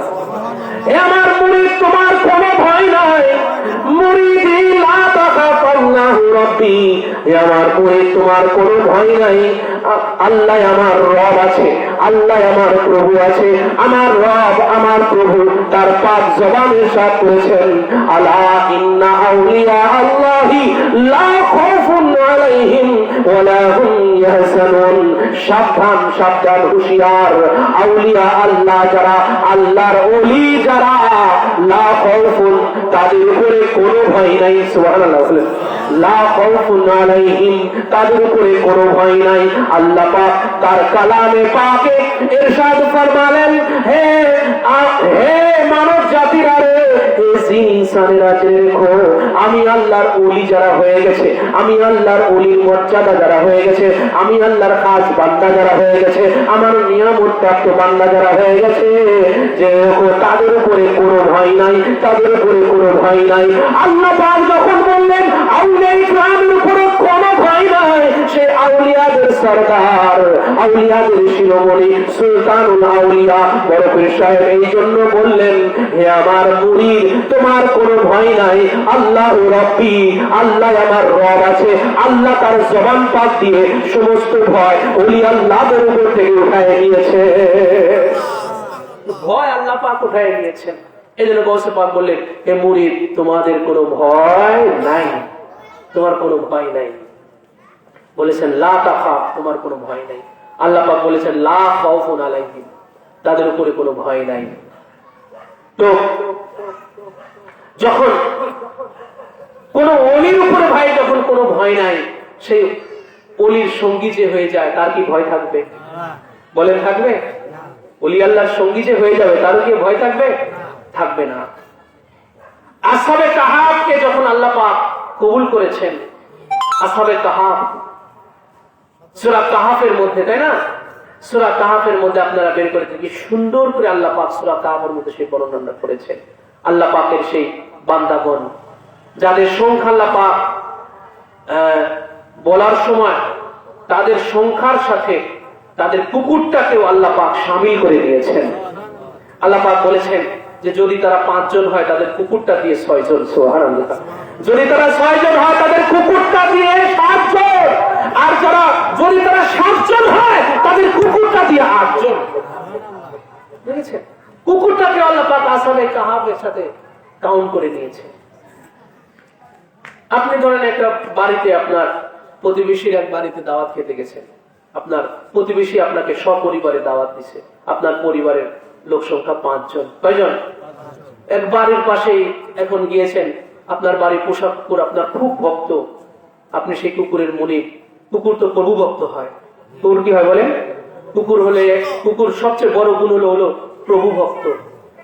আপনি আপনার বাড়িতে যদি সে থাকে, আপনার দায়িত্বে যদি থাকে, আপনি তাকে যদি খাবার নাও দেন, মায়ের পিঠও করেন, তারপরে দেখবেন আপনার ছাড়বে না। ঠিক না বলেন? তারপরে ওই আপনার কাছে এসে নিয়াজ দিয়ে আপনার কি করবে? প্রভুত্ব স্বীকার করবে, আপনাকে ছাড়বে না, আপনার ছেড়ে যাবে না। খাবার দিন নাই, তারপরে দেখবেন রাত জেগে আপনাকে পাহারা দিতেছে। ঠিক না বলেন? রাত জেগে আপনাকে পাহারা দিবে। খাবার যদি নাও দেন, তারপরে অকৃতজ্ঞ হবে না, ও আপনার প্রতি সে কৃতজ্ঞ, ও আপনার প্রতি কৃতজ্ঞ, আপনার পাহারা দিচ্ছে। তো আপনি একদম বাড়ির সাথে প্রতিবেশীর বাড়িতে দাওয়াত খেতে গেছেন, আপনার পরিবারে 5 জন সংখ্যা। তা আপনি কি যা বলবেন যে আমার পরিবারের মোট 5 জন, আমার কুকুরটা দিয়ে মোট 6 জন আইছি? বলবেন ভাই? কখনো বলেন? কুকুরটাকে আপনি শামিল করবেন, আপনার পরিবারের সংখ্যার সাথে শামিল করবেন?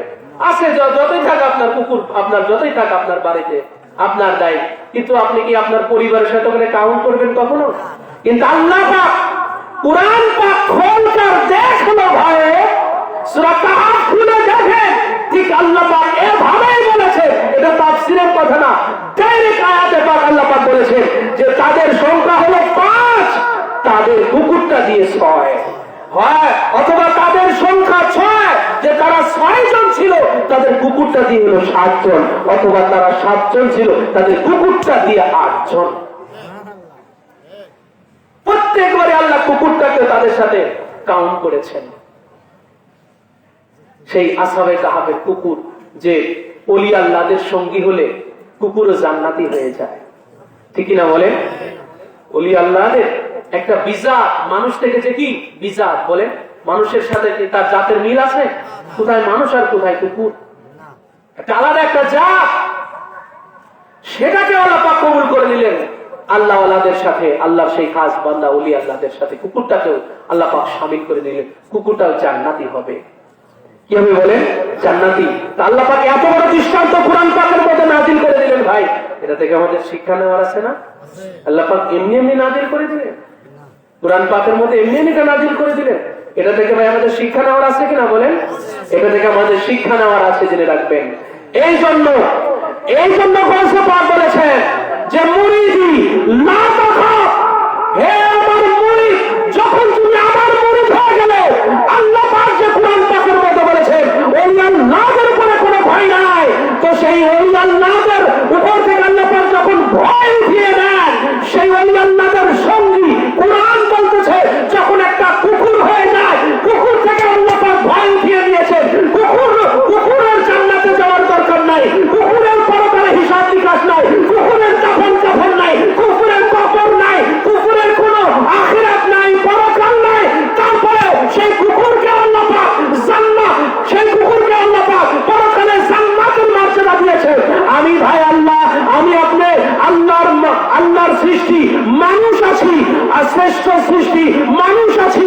তো আমি ভাই, আমি আপনি আল্লাহ পাক কুরআন পাকের মধ্যে যেটা নাযিল করে দিলেন যে দেখো, আমি আল্লাহ ওয়ালাদের সঙ্গী, যখন একটা নাপাক কুকুর হয়ে যায়, তাকেও আমি পবিত্রতা দান করে জান্নাতে তাকে আমি দিয়েছি। ভাই, কুকুর যখন জান্নাতে এসে কি নাপাক থাকবে? জান্নাতের মধ্যে কোনো নাপাকি কিছু আছে? কোনো কিছু নাই নাপাকে। জান্নাতে অনন্তকাল কেটে যাবে, জান্নাতীরা খাবে, ঘুমাবে, কোনো পিশাব পায়খানা হবে? কারণ পিশাব পায়খানা হলো নাপাক। সর্দি হাসি কোনো কিছু হবে না, পিশাব পায়খানা হবে না, ঠিক না বলে? খাওয়া দাওয়া চলবে না? জান্নাতে খানা পিনা আছে কি নাই? কিন্তু পিশাব পায়খানা আছে নাই, নাপাকি কোনো কাজ নাই জান্নাতের ভিতরে। কুকুরটা যখন জান্নাতে যাবে, ওকে একটা নাপাক থাকবে, পাপ হয়ে যাবে।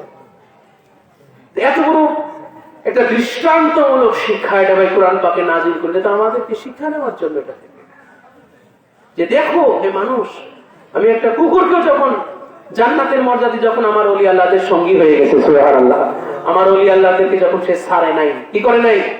আমার ওলি আল্লাহদেরকে সে ছেড়ে যায় নাই।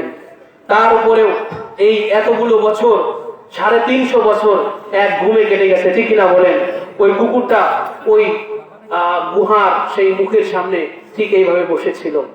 তার উপর যে রোদ গেছে, ঝড় গেছে, বৃষ্টি গেছে, কুকুরটা তারপরেও আল্লাহর বান্দাদের ছেড়ে যায় নাই। ওই গুহার উপরে সে 350 বছর সেও বসেছিল এইভাবে, পাটা এইভাবে ভেঙে দিয়ে বসেছিল। তো হুজুর সাহেব বাগদাদ পাক যে ভাই এই জন্য ইরশাদ ফরমালেন যে আমার কোন মুরিদ, সে তওবা ছাড়া মৃত্যু করবো, কোন ঈমান ছাড়া মৃত্যু, তার কোনো ভয় থাকবে না। এগুলো সব কোরআন হাদিসের কথা, সুবহানাল্লাহ, এগুলো সব কোরআন হাদিসের কথা ভাই।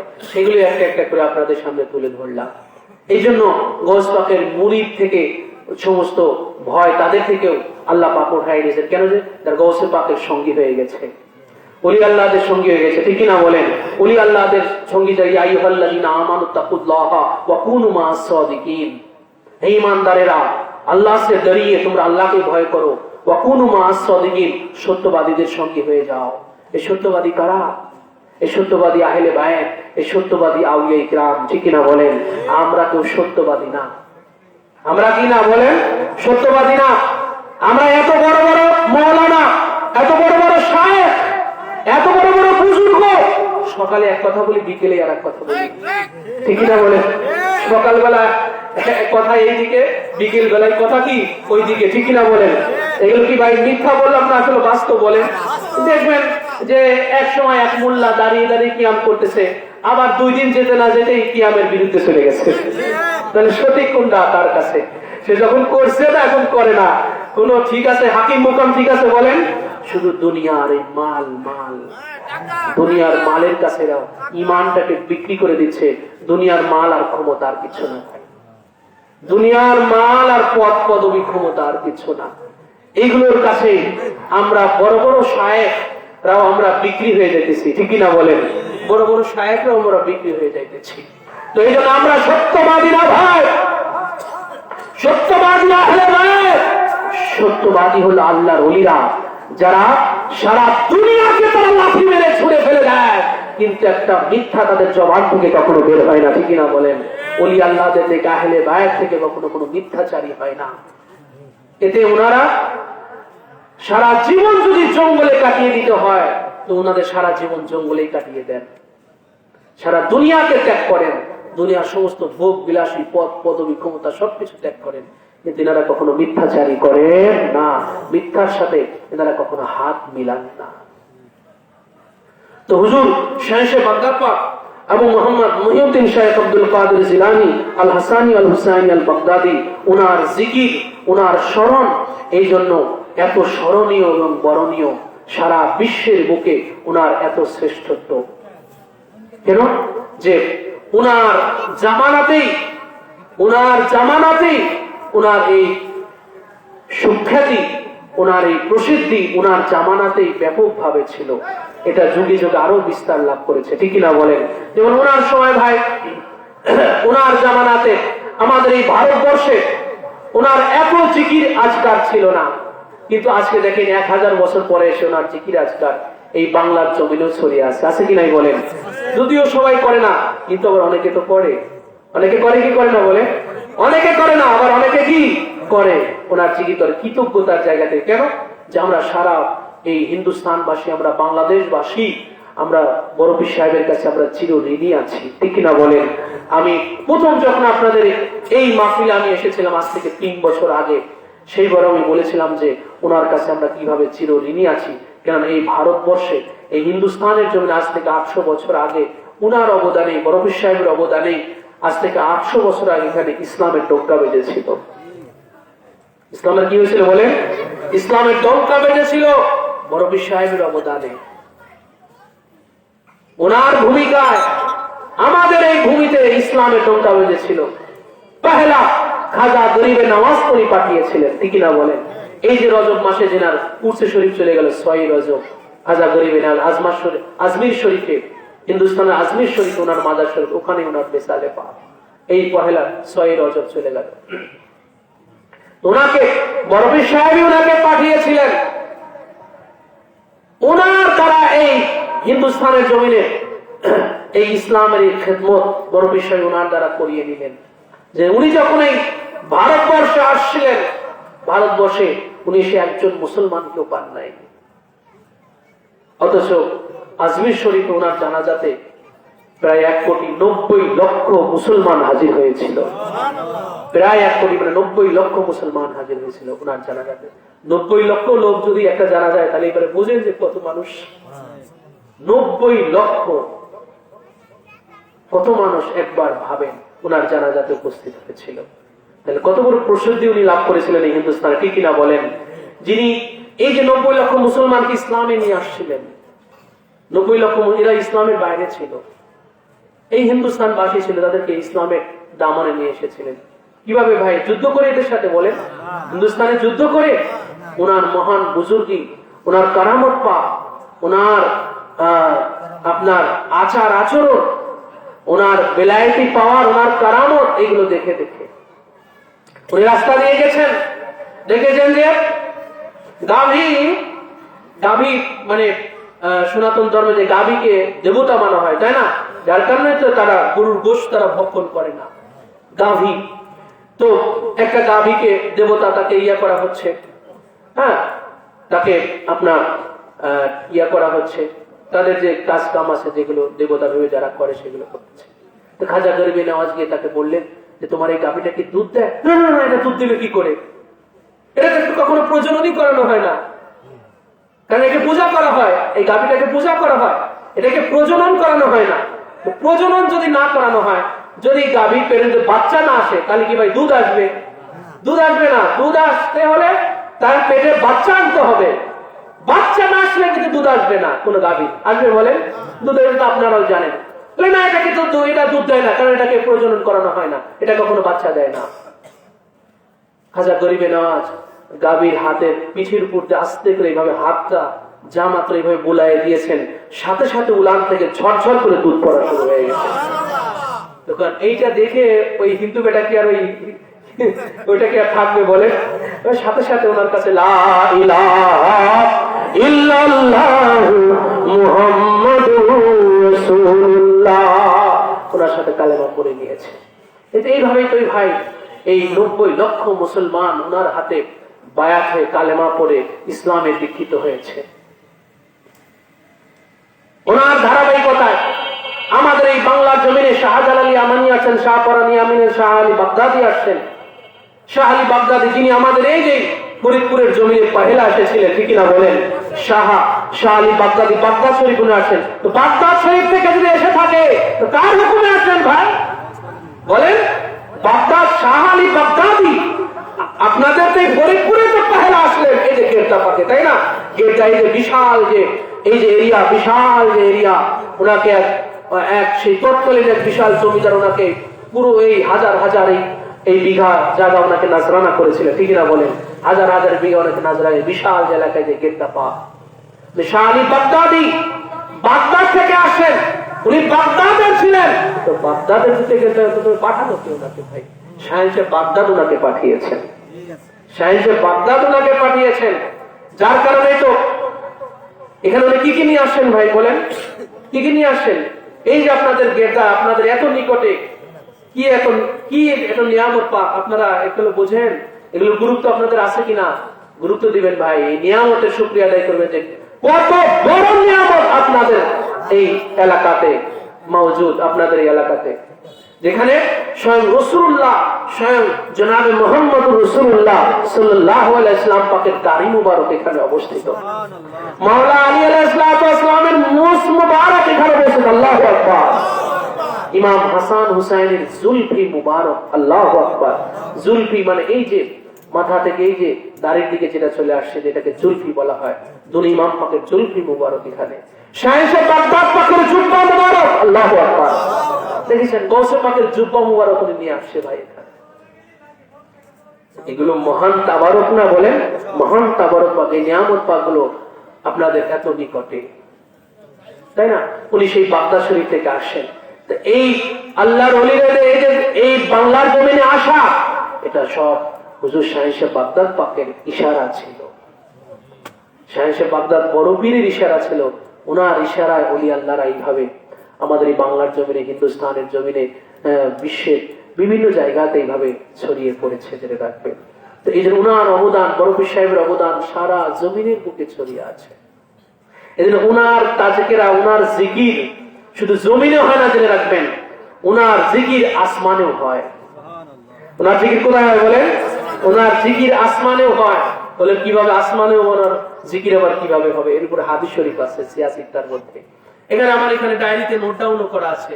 হ্যাঁ, রাসূলুল্লাহ সাল্লাল্লাহু আলাইহি ওয়াসাল্লাম বলেছেন যে আল্লাহ পাক যখন কোন বান্দাকে মুহাব্বত করেন, খুব গভীর মনোযোগ খেয়াল করবেন, আল্লাহ পাক যখন কোন বান্দাকে মুহাব্বত করেন তো তখন জিবরাইল আলাইহিস সালামকে আল্লাহ পাক জানিয়ে দেন যে আমি অমুক বান্দাকে মুহাব্বত করি, তুমি অমুক বান্দাকে মুহাব্বত করো, এবং সমস্ত জমিন এবং আসমানে তুমি এটাকে ছড়িয়ে দাও। সুবহানাল্লাহ, যে আল্লাহ এই বান্দাকে মুহাব্বত করে, জমিন এবং আসমানেও এই কথাটা ছড়িয়ে দাও। এটা হাদিসের মধ্যে রাসূলুল্লাহ সাল্লাল্লাহু আলাইহি ওয়াসাল্লাম বলেছেন। তো শাহেনশাহ বাগদাদ পাক যিনি আল্লাহ পাকের মাহবুব আছেন ভাই, আল্লাহ পাকের মাহবুব, আল্লাহ পাকের পেয়ারা বান্দা আছেন, এই জন্য ওনার জিকির শুধু জমিনে হয় না, ওনার জিকির আসমান ও ফেরেশতারা করে। সুবহানাল্লাহ। ওনার জিকির করেছেন, দেখবেন আসমানে ওনার জিকির চলে। আমরা জমিনবাসীরা না করলে কি হয়েছে, আসমানে বড় পীর সাহেবের জিকির চলে, কারণ উনি আল্লাহ পাকের সেই খাস বান্দা, আল্লাহ পাকের সেই পেয়ারা বান্দা। এই জন্য মওলা পাক হুজুর কিবলা ও কাবা তার ধ্যানে পাকের মধ্যে ইরশাদ করেছেন, বেদে থাগো সে পাকে কা সাল্লে আলা মুহাম্মাদিন সাল্লে আলা নবিয়ানা সাল্লে আলা মুহাম্মাদিন। এটা গৌসে পাকের অধিকার ছিল। এজন্য গৌসে পাকের 11 শরীফ অর্থাৎ ওনার বেসালে হকের যে ওজিফা, এটা জমিনবাসীও করে, আসমান করতে হয় আহলে আরদ ও সামা 11 শরীফ। গৌসে পাকের 11 শরীফ অর্থাৎ ওনার বেসালে পাকের জিকির, এটা জমিনবাসীও করে, আসমানবাসীও করে। জমিনেও হয়, আসমানে ওনার 11 শরীফ অর্থাৎ ওনার বেসালে পাকের জিকির হয়ে থাকে বড় পীর সাহেবের। তো ভাই হুজুর শাহ বাগদাদ পাক, যিনি এই সারা বিশ্ব ব্রহ্মাণ্ডে এই স্মরণীয় এবং বরণীয় হয়ে আছেন, এই জন্য ওনার প্রতি এই কৃতজ্ঞতা, এটা আমাদের ইমানি দায়িত্ব, কৃতজ্ঞতা প্রকাশ করা, ওনার জিকির করা, ওনার তাজকিরা করা, ওনার স্মরণ করা, এটা আমাদের ইমানি দায়িত্ব। কেন যে ওনার অবদানে, ওনার ভূমিকাতে আমরা উত্তরসূরি হিসেবে ইমান পেয়েছি, ইসলাম পেয়েছি। ওনার অবদানে আমরা জন্মসূত্রে মুসলমান হতে পেরেছি, ঠিক কিনা বলেন? ওনার ইশারাতে, ওনার অবদানে। এই জন্য হুজুর শাহ বাগদাদ পাকে এই মহান শ্রেষ্ঠত্ব আল্লাহ পাক সারা কুল কায়নাতের মধ্যে ছড়িয়ে দিয়েছেন। শুধু জমিনে না, 7 তবক আসমানে ওনার শ্রেষ্ঠত্ব আল্লাহ পাক ছড়িয়ে দিয়েছেন। কেন উনি আল্লাহ পাকের মাহবুব আছেন, আল্লাহ পাক ওনাকে বড়ই প্যার করেন, মোহাব্বত করেন। এই জন্য আলে মুহাম্মাদের যারা মোহাব্বত করে, জেনে রাখবেন, আলে মুহাম্মাদের যারা মোহাব্বতকারী হয়, আল্লাহ পাক স্বয়ং তাদেরকে মোহাব্বত করেন। এটা রাসূলুল্লাহ সাল্লাল্লাহু আলাইহি ওয়াসাল্লাম ইরশাদ করেছেন যে আল্লাহুম্মা ইন্নী উহিব্বুহুমা ফাআহিব্বুহুমা ওয়া আহিব্বা মান ইউহিব্বুহুমা। হে আল্লাহ, আমি হাসান হুসাইনকে মোহাব্বত করি, আল্লাহ তুমিও হাসান হুসাইনকে মোহাব্বত করো। হে আল্লাহ, তুমি তাকেও মোহাব্বত করো যে আমার হাসান হুসাইনকে মোহাব্বত করে। তো ভাই হাসান হুসাইন আহলে বায়ত আছেন, ঠিক কি না বলেন? নবী পাকের বংশধর আছেন। তো আহলে বায়তকে মোহাব্বত করনা, আহলে বায়তকে মোহাব্বত করনা, রাসূলুল্লাহ সাল্লাল্লাহু আলাইহি ওয়াসাল্লামের বংশধরকে মোহাব্বত করা, এটা আল্লাহ পাকের মোহাব্বতের পাত্র হয়ে যাওয়া। আল্লাহ পাক স্বয়ং তাকে নিজে মোহাব্বত করেন যে আহলে বায়তের মোহাব্বত করে। এই জন্য এই জমিনের বুকে আহলে বায়তের মোহাব্বতকারী সংখ্যা কম, আহলে বায়তের দুশমনের সংখ্যা বেশি। আজ পর্যন্ত জেনে রাখবেন, আজ পর্যন্ত শুধু কারবালাতে শেষ হয়ে যায়নি, কারবালাতে এটা শেষ হয়ে যায় নাই ভাই। আজ পর্যন্ত এভাবেই চলছে। আহলে বায়তের দুশমনটা বেশি, ওনাদের মোহাব্বতকারী কম। হ্যাঁ, সেই অনুপাতে আরো বেড়ে গেছে, সেই অনুপাতে আরো বেড়ে গেছে আহলে বায়তের মোহাব্বতকারীদের সংখ্যা। হ্যাঁ, কমে গেছে, ওনাদের দুশমনদের সংখ্যা সেই অনুপাতে আরো বেড়ে গেছে। যার কারণে আহলে বায়ত তিনারা ভাই, সেই যে আপনার মাওলায়ে কায়নাত পাকের পরে থেকে আহলে বায়তে সুফিয়ে জমে চলে গেছেন, ওনারা দুনিয়ার অনেকটা অন্তর আড়ালে চলে গেছেন। ইমাম হাসান আলাইহিস সালাম থেকে আহলে বায়ত সুফিয় জমের মধ্যে, ওনারা সুফি জগতের মধ্যে চলে গেছেন। এই দুনিয়া আপনার রাষ্ট্রীয় বলেন, হ্যাঁ, কোনো কিছু এই মসনদ থেকে ওনারা ওই যে সুফিয় জমের মধ্যে চলে গেছেন, ঠিক না বলেন? যখন ওনাদের থেকে জবরদস্তি করে কেড়ে নেওয়া হয়েছে, ওনারা ঠিক আছে এটা নিয়ে তোমরাই থাকো, আমরা আহলে বায়ত আমরা এই সুফিয় জমের মধ্যে চলে গেলাম। কিন্তু যখন এনারা এই মসনদ ছেড়ে দিয়ে, এই মসনদের হকদার আহলে বায়ত ছিলেন, আহলে বায়ত রাসূলুল্লাহর এই মসনদের হকদার ছিলেন। সবকিছুর হকদার ওনারাই ছিলেন। কিন্তু একদল ক্ষমতা লোভীরা যারা আহলে বায়াতের উপরে জবরদস্তি করে ইসলামের মধ্যে অরাজকতা সৃষ্টি করেছে, আহলে বায়াত তখন এই চেয়ার ছেড়ে দিয়ে ওনারা নিজেদেরকে সুফিয়াজমের মধ্যে নিয়ে গেছেন। কিন্তু তারপরেও ওনারা জানে রক্ষা পান নাই, ঠিক কিনা বলেন? সবকিছু ছেড়ে দেওয়ার পরেও তারপর ওনাদের উপরে দুশ্মনী করা হয়েছে। কেন? যে এনারা সবকিছু ছেড়ে দেওয়ার পরেও মানুষ ইনাদের কাছে লুটাপুটা খেয়ে পড়ে, মানুষ তারপর ইনাদের কাছে লুটাপুটা খেয়ে পড়ে। কেন ভাই যায় মানুষ? কারণ আহলে বায়াতের মধ্যে আছে রাসূলুল্লাহর সেই খুশবু। সুবহানাল্লাহ, রাসূলুল্লাহর খুশবু আছে আহলে বায়াতের মধ্যে। আহলে বায়াত ওনারা চেয়ারে থাকলে না থাকলে ওনাদের মধ্যে যে খুশবু আছে, হুজুর বলে ইন্নাল হাসান ওয়াল হুসাইনা হুমা রাইহানাইয়া ফিদ দুনিয়া। হাসান হুসাইন আমার নবুয়তের বাগানের দুইটা ফুল। সুবহানাল্লাহ, ওনাদের থেকে সেই ফুলের খুশবু, নবুয়তের খুশবু ওনাদের ভিতরে আছে, ঠিক কিনা বলেন? রাসূলুল্লাহর খুশবু ওনাদের মধ্যে। তো মানুষ কেন আহলে বায়াতের কাছে যায় ভাই? আহলে বায়াত যদি কুঁড়ে ঘরে থাকে তো মানুষ সেই কুঁড়ে ঘরের উপর গিয়ে মাথা ঠোকায়। আহলে বায়াত যদি জঙ্গলের মধ্যে থাকে সেই জঙ্গলের মধ্যেই মানুষ সেই জঙ্গলের মধ্যে আহলে বায়াতের দ্বারস্থ হয়। কেন?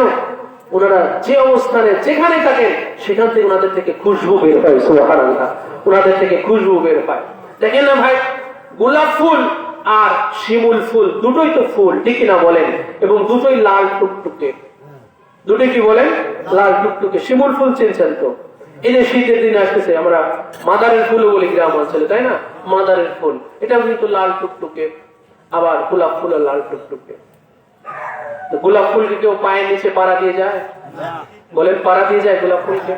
তো মাদারের ফুলই যে রাস্তায় পড়ে বিছে থাকে, মানুষ ওর উপর দিয়ে পাড়ায় চলে যায়, ঠিক না বলেন? কোনো দ্বিধা করে না। এই জন্য শিমুল ফুলের খুব আপনার অভিমান, রাগ, যে কি আমিও লাল টুকটুকে, গোলাপও লাল টুকটুকে। মানুষ গোলাপকে এত আদর করে, এত কদর করে, ওকে নিয়ে কত তাকে ইয়া করে, তাই না? গুরুত্ব ইয়া করে, ওটাকে কিনে নেয়, পয়সা দিয়ে ওটাকে কিনেও নেয়, তাকে এত যত্ন করে, এত ইয়া করে, আর আমাকে পায়ের নিচে ফেলায় চলে যায়। আমিও তো লাল টুকটুকে। তো শিমুল ফুল জানে না যে গোলাপের ভিতরে যে খুশবু আছে ওর ভিতরে সেই খুশবুটা নাই। মানুষ তো মাতোয়ারা হয় কিসে বলে? খুশবুতে। কিসে বলে? খুশবুতে মানুষ মাতোয়ারা হয়, ঘ্রাণে, খুশবুতে। তো শিমুলের কি খুশবু আছে ভাই? শিমুলের তো খুশবু নাই। তো আহলে বায়াতের মধ্যে আমার নবী পাকের খুশবু আছে, ঠিক কিনা? তো এখন যদি ভাই কারোর মধ্যে যদি খুশবু না থাকে তো মানুষ কি সেখানে যাবে? মানুষ সেখানে যাবে না, আহলে বায়াতের দ্বারে যাবে, তাই না? ওলি আল্লাহদের কাছেই যাবে। এই জন্য আহলে বায়াতের প্রতি ওই যে শিমুল ফুলের মতো যারা শুধু রং ধারণ করে আছে, যারা শুধু কি আছে ভাই? যারা শুধু রং ধারণ করে আছে, তাদের ক্ষোভ সৃষ্টি হয় যে কি এই আহলে বায়াতের কাছে মানুষ লুটাপুটা হয়ে গিয়ে পড়ে, আমাদের কাছে কেন আসে না? ঠিক না বলেন? আমাদের কাছে কেন আসে না? এই জন্য তাদের মধ্যে ক্ষোভ সৃষ্টি হয়। এই ক্ষোভের জায়গা থেকে তারা আহলে বায়াতের সাথে দুশমনি করে, ঠিক না বলেন? আহলে বায়াতের সাথে তারা দুশমনি করে। কিন্তু জেনে রাখবেন ভাই, আহলে বায়াতের সাথে যারা দুশমনি করে, নবী বংশধরের সাথে যারা দুশমনি করে, তাদের পরিণতি ইহকালেও ভালো হয় না, পরকালেও ভালো হবে না। আর আহলে বায়াতের সাথে মুহাব্বতে যারা আছে, জেনে রাখবেন এরা ইহকালেও কামিয়াবি, পরকালেও তারা কামিয়াবি হবে। তারা পরকালে কামিয়াবি হবে ভাই, জেনে রাখবেন, কামিয়াবি, তারা কামিয়াবি। এই জন্য শাহে বাগদাদ পাক এই জন্য অভয় বাণী দিয়ে গেছেন যে তোমাদের কোনো ভয় নাই, কেন? তোমরা কামিয়াবি আছো, তোমরা সফল কামিয়াবি আছো। এই জন্য অভয় বাণী দিয়ে গেছে, ঠিক কিনা বলে? রাসূলুল্লাহ বলেছেন রব্বি হাবলি উম্মতি, রব্বি হাবলি উম্মতি। রাসূলুল্লাহর এটা জবান মুবারকের ওজিফা ছিল। আর গৌসে পাকের জবান পাকের ওজিফা ছিল মুরিদি লা তাকাফাল্লাহু রাব্বি, মুরিদি লা তাকাফাল্লাহু রাব্বি, বলে সুবহানাল্লাহ। রাসূলুল্লাহ সাল্লাল্লাহু আলাইহি ওয়াসাল্লাম যখন বেলাদত পাক, তখন ওনার জবান পাক থেকে ওজিফার মতো প্রকাশ পেয়েছে রব্বি হাবলি উম্মতি, রব্বি হাবলি উম্মতি। আবার যখন হুজুরে পাক ওনার দেহ মুবারক যখন ওনার রওজা মুবারকের মধ্যে নামানো হলো।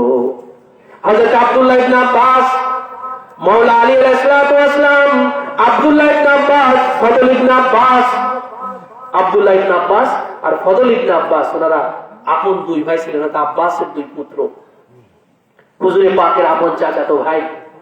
হ্যাঁ, আর একজন সাহাবী। এই চারজনে হুজুরে পাকের দেহ মুবারক রওজা মুবারকে নামিয়েছিলেন মাওলা আলী আলাইহিস সালাতু ওয়াস সালামের নেতৃত্বে। উনি মাওলা আলী আর এই তিনজনকে নিয়ে নিয়েছিলেন, আব্দুল্লাহ ইবনে আব্বাস, ফজল ইবনে আব্বাস আর একজন সাহাবী, ওনার নামটা আমি ভুলে গেলাম। হযরত আব্দুল্লাহ ইবনে আব্বাস বলেন, আমি স্পষ্ট দেখলাম হুজুরে পাকের ঠোঁট মুবারক টপ টপ করে নড়তেছে। সুবহানাল্লাহ। আমি একটু কান ঢালাই দেখলাম আমার হুজুরের জবান পাক থেকে ওজিফার মতো হইতেছে, রব্বি হাবলি উম্মতি, রব্বি হাবলি উম্মতি। সুবহানাল্লাহ। হুজুর শাহের বাগদাদ বড় পীর 470 হিজরির পহেলা রমজানে আল্লাহ রাসূল ঠিক যেই সময় দুনিয়াতে এসেছিলেন, সুবহে সাদিকের পূর্ব মুহূর্তে, গৌসে পাকও সেই সুবহে সাদিকের পূর্ব মুহূর্তে পহেলা রমজানে দুনিয়াতে আগমন করেছিলেন। উনার জবান পাক থেকে উনি যখন দুনিয়া গ্রস্ত হলেন, উনার জবান পাক থেকে ওজিফা হইতেছিল, মুরিদি লা তাখাফ আল্লাহু রাব্বি, মুরিদি লা তাখাফ আল্লাহু রাব্বি। সুবহানাল্লাহ। কওলে হযরত থা মুরিদি লা তাখাফ ইউ হর সমা, जिस तरह था उम्मती हर वक्त कौले मुस्तफा।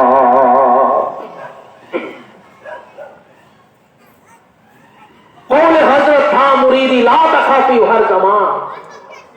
প্রত্যেকটা জামানায়, প্রত্যেকটা সময় মুহূর্তে গৌসে পাক বলতেন, মুরিদি লা তাখাফ আল্লাহু রাব্বি।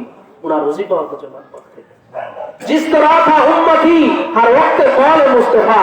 যেভাবে হার সব সময় রাসূলুল্লাহ সাল্লাল্লাহু আলাইহি ওয়াসাল্লামের জবান থেকে ওজিফা হতো রব্বি হাবলি উম্মতি, সেভাবে গৌসে পাকের জবান পাক থেকে ওজিফা হতো মুরিদি লা তাখাফ আল্লাহু রাব্বি।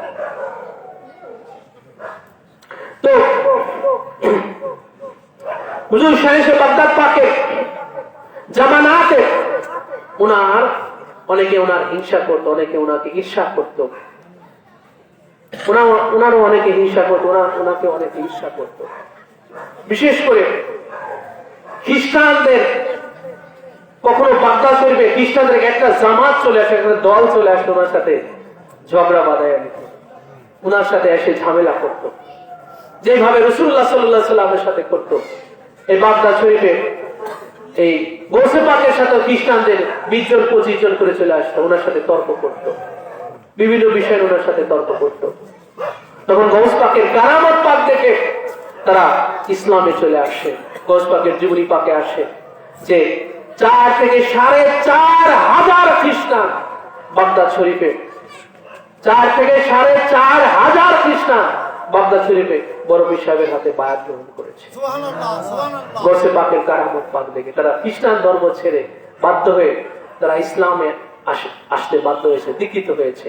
হুজুর, আমি বলেছিলাম যে গৌস পাক মৃতকেও জীবিত করতে পারতেন, আবার জীবিতকেও উনি মৃত করতে পারতেন। এইরকম একদিন বাগদাদ শরীফে 25 জন খ্রিস্টানের একটা দলকে গৌস পাক জীবিতদেরকে মৃত করে ফেললেন। ওনার সাথে সে তর্ক করত যে আমাদের নবী শ্রেষ্ঠ, আমাদের নবী মুসা তিনি শ্রেষ্ঠ, খ্রিস্টান আমাদের নবী ঈসা তিনি শ্রেষ্ঠ। কেন? বলে উনি মৃতকে চিন্তা করতেন। বলে কি বলে চিন্তা করতেন? বলে হুকুম বিইজনিল্লাহ, আল্লাহর হুকুমে চিন্তা হও। আর গৌস পাক বললেন যে আমার নবী তো অনেক দূরের কথা, অনেক ঊর্ধ্বের ব্যাপার, আমি আমার নবীর একজন উম্মত হয়ে আমি মৃতকে চিন্তা করি, বলি কুম বিইজনি, আমার হুকুমে চিন্তা হও। এবং শুধু আমি মৃতকে চিন্তা করি না, আমি জীবিতকে আমি মৃত করতে পারি। তারা বললো আপনি কিভাবে পারেন দেখান। তখন তাদেরকে বললো যে তোমরা এই মুহূর্তে মৃত্যুর কোলে ঢলে পড়ো। সাথে সাথে সেই 25 জন খ্রিস্টান ঠাস ঠাস করে মাটিতে পড়ে তারা মৃত্যুর কোলে ঢলে পড়লো। এরপরে আবার গৌস পাক বলে যদি আমরা হুকুমে তোমরা চিন্তা হয়ে যাও, আবার গৌস পাকের হুকুমে চিন্তা হয়ে গেল। তারা সাথে সাথে গৌস পাকের হাতে বায়াত হয়ে তারা ইসলামে দীক্ষিত হয়ে গেল। এটা গৌসে পাকের অনেক জীবনী পাকের মধ্যে এই কারামত পাকটা আসছে। এই জন্য ওনার সুখ্যাতি, এই জন্য সারা বিশ্ব ব্রহ্মাণ্ডে যিনি আল্লাহ পাকের সেই খাস বান্দা ছিলেন, সেই মাহবুব যিনি আল্লাহ পাকের কুদরতি ক্ষমতার মালিক ছিলেন। বাতাসের উপরে গৌসে পাকের হুকুম পাক চলতো, আগুনের উপরে ওনার হুকুম পাক চলতো। এগুলো আল্লাহ পাকের কুদরত, ঠিক না বলেন? আল্লাহ পাকের এগুলো কুদরত। এই জন্য গৌস পাক বলেছেন যে আমি আমার ভেদ যদি আগুনের উপরে নিক্ষেপ করি, আগুন নির্বাপিত হয়ে যায়। আমি আমার ভেদ যদি পাহাড়ের উপরে নিক্ষেপ করি, পাহাড় ধুলায় পরিণত হয়ে যায়। আমি আমার ভেদ সাগরের উপরে নিক্ষেপ করলে সাগর শুকিয়ে যায়। আমার ভেদ মৃতের উপরে নিক্ষেপ করলে মৃত জীবিত হয়ে যায়। গৌস পাক এটা ইরশাদ করেছেন। তো হুজুর শাহে বাগদাদ পাকের ভাই, এই ওনার এই শান এইভাবে বলতে বলতে রাত শেষ হয়ে যাবে, কিন্তু ওনার শান বলা শেষ হবে না। ওনার এই মহান এই বুজুর্গি এই মহান এই আলী শান, এটা আল্লাহ পাকের দেওয়া। আল্লাহ পাক ওনাকে ওনার কুদরতি ক্ষমতা আল্লাহ পাক ওনাকে দান করেছেন, যার কারণে ওনার হুকুমে আগুন নির্বাপিত হয়ে যেত। বাতাস ওনার হুকুম পালন করত। বাতাস বড় পীর সাহেবের হুকুমের তাবেদার ছিল। যেভাবে সুলাইমান আলাইহিস সালাম আপনারা জানেন, সূরাতুন নামল আপনারা পড়ে দেখেন, সুলাইমান আলাইহিস সালাম तमाम 18,000 মাখলুকাত ওনার হুকুমের তাবেদার ছিল। পশু পাখি ওনার হুকুমের তাবেদার ছিল, জিনেরা ওনার হুকুমের তাবেদার ছিল। বাতাস ওনার হুকুমে পরিচালিত হতো। সুলাইমান আলাইহিস সালামের বাতাস ওনার হুকুমের তাবেদার ছিল। উনি যেখানে বলতেন বাতাস হলো সিংহাসন, সেখানে ওনার বাতাস ওনার সিংহাসনটাকে ভাসিয়ে নিয়ে চলে যেত। তো বড় পীর সাহেব উনিও যদি বাতাসের উপর হুকুম করতেন, বাতাস সাথে সাথে ওনার হুকুম পালন করত। একদিন উনি ওনার ওয়াজ পাঠ চলতেছে, ওনার ওয়াজের সময় বড় একটা পাখি এসে চিল্লা পাল্লা শুরু করে দিল, ওয়াজের ডিস্টার্ব। গৌস পাক বাতাসকে হুকুম দিলেন ওই পাখিটাকে শাস্তি দেওয়ার জন্য। বাতাস গিয়ে ওই পাখিটার এই গর্দান থেকে 2 ভাগ করে পাখিটার মাথা আর পাখিটার দেহটা ধপাস করে জমিনের 2 পাশে পড়ে গেল। সব সাইলেন্ট। গৌস পাকের মাহফিল শেষ হলো। মাহফিল শেষ হওয়ার পরে আবার পাখিটার দিকে ইশারা করলেন, পাখিটার আবার বডিটা মাথার সাথে আবার লেগে আকাশে চু মেরে উড়ে চলে গেল। গৌস পাকের দরবার পাকের কুকুর আহমদ জামি নামে এক ভণ্ড, যে এক ভণ্ড গৌস পাকের দরবারে এসে যখন গৌস পাকের সাথে গুস্তাখি করলো, বেয়াদবি করলো, গৌস তার সেই সিংহের জন্য গৌসের পাকের কাছে যখন গরু চাইলো, সেই গরুটা রেখে দেওয়া হয়েছিল, কিন্তু সেই সিংহটা যখন গরুটা ভক্ষণ করতে যাবে, গৌস পাকের কুকুর এসে সেই সিংহটাকে আপনার ঘাড় মটকায় খেয়ে ফেললো। গৌস পাকের বড় বিষয়ের দরবারের কুকুর আহমদ জামির সেই সিংহটাকে ঘাড় মটকায় খেয়ে ফেললো। এরপরে আহমদ জামি যখন গৌস পাকের কদমে গিয়ে মাপ চেয়ে নিল, কারণ সে বুঝলো যে আমার ভণ্ডামি আজকে শেষ, আমার কারামত কারিশমা এখানে শেষ হয়ে গেল। যে যেই দরবারের কুকুর আমার সিংহকে খেয়ে ফেলতে পারে, সেই দরবারে আমার কি কোনো কারিশমা নাই, আমার সব শেষ হয়ে গেছে, এখানে আমি এখানে মাটি হয়ে গেছি। গৌস পাকের কদম পাকে যা মাপ চেয়ে নিল। গৌস পাক ওই কুকুরটাকে ইশারা করলেন। ইশারা করার পরে সেই কুকুরটা আবার সেই সিংহটাকে আবার বের করে দিল। বের করে দেওয়ার পর গৌস পাক আবার ওই খেয়ে ফেলা সেই সিংহের দিকে যখন ইশারা করলেন, সেই সিংহটা আবার আস্তা সিংহ হয়ে ওটা আবার জঙ্গলে দৌড়ে চলে গেল। হয়েছে কিনা বলেন? গৌস পাক তিনি মুরগি খাচ্ছেন, আর ওনার কাছে রেখে যাওয়া এক মহিলা তার ছেলেটাকে রেখে গেছে তাকে তালিম দেওয়ার জন্য, তাকে মানুষের মতো মানুষ করার জন্য। হ্যাঁ, গৌস পাক তাকে শুকনা রুটি খাওয়াচ্ছেন আর গৌস পাক মুরগি দিয়ে খাইতেছেন। সেই মা যখন এসে দেখেছে যে গৌস পাক মুরগি খাচ্ছে আর আমার বাচ্চাটাকে শুকনা রুটি খাওয়াচ্ছে, তখন গৌস পাকের গেছে বললেন যে হুজুর আপনার এই ইনসাফ, আপনি আপনার কাছে আমার ছেলেটাকে রেখে গেলাম, আপনি খাচ্ছেন মুরগি আর আমার বাচ্চাটাকে দিয়েছেন হ্যাঁ শুকনা রুটি। গৌস পাক যে মুরগি খেয়ে যে হাড় গুলো রেখেছিলেন, সেই হাড়ের দিকে যখন গৌস পাক ইশারা করলেন, পুরো হাড় থেকে আস্তা মুরগি হয়ে আবার টই টই করে হেঁটে চলে গেল। গৌস পাক বললেন তোমার ছেলে যখন এই মুরগি খেয়ে যখন হাড় থেকে আবার মুরগি বানাতে পারবে, তখন আমি তখন তাকে মুরগি খেতে দেব।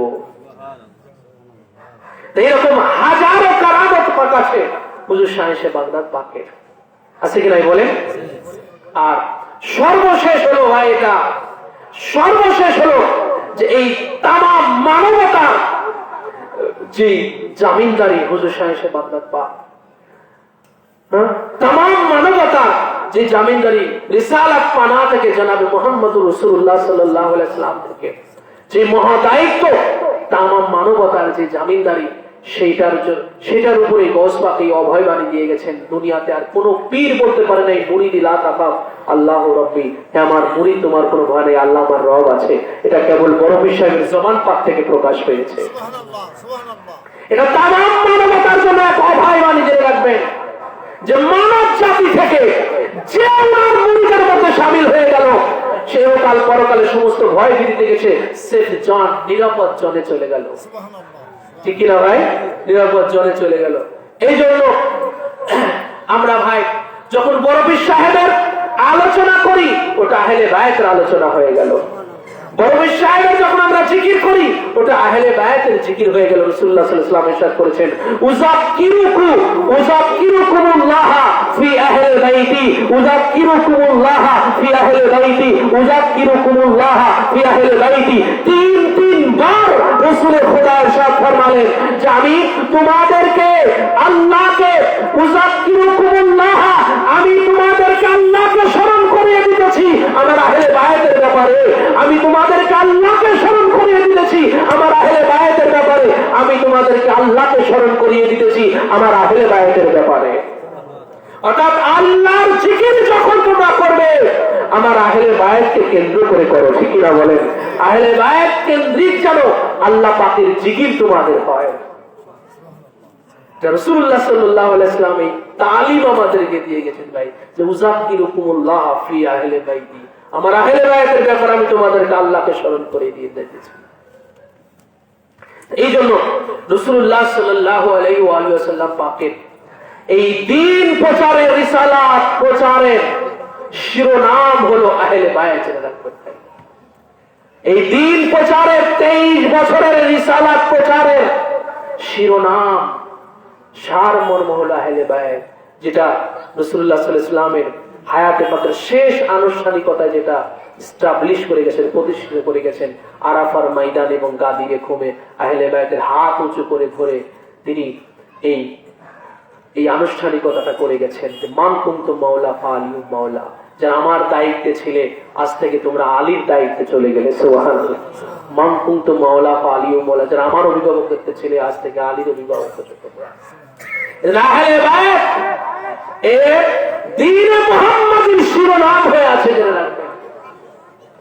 মাওলা আলীর বেলায়েত এটা মুহাম্মাদি ধর্মের শিরোনাম হয়ে আছে, রাসূলুল্লাহর দ্বীন প্রচারের শিরোনাম হয়ে আছে। আল্লাহ পাক আমাদের দ্বীন বলেন, ধর্ম বলেন, আমাদের ঈমান বলেন, আমাদের আমল বলেন, সবকিছু যেন ভাই আহলে বায়াতের জিকিরের উপর, আহলে বায়াত আহলে মুহাম্মাদের মুহাব্বতের উপর যেন হয়, যাদের উপরে দুরূদ শরীফ না পড়লে আমাদের নামাজ পরিপূর্ণ হয় না। আমাদের নামাজের পরিপূর্ণতা আহলে বায়াতের জিকিরের মধ্যে। আল্লাহুম্মা সাল্লি আলা মুহাম্মাদি ওয়া আলা আলি মুহাম্মাদ। আমরা এমন অনেক দুরূদ শরীফ পড়ি, যে দুরূদ শরীফের মধ্যে সাহাবায়ে কেরাম ইনক্লুড আছে, কিন্তু নামাজের মধ্যে দেখে যে দুরূদ, সেই দুরূদের মধ্যে কিন্তু সাহাবায়ে কেরাম নাই, শুধু মুহাম্মদ আর আলে মুহাম্মদ। ঠিক কিনা বলেন? ওখানে মুহাম্মদ আর আলে মুহাম্মাদের উপরে দুরূদ হইতেছে, ইব্রাহিম এবং ইব্রাহিম আলে ইব্রাহিমের উপরে নয়। ইব্রাহিম এবং আলে ইব্রাহিমের কথা আসছে, কিন্তু দুরূদ কিন্তু ভাই আমরা ইব্রাহিম এবং আলে ইব্রাহিমের উপরে পড়ি না।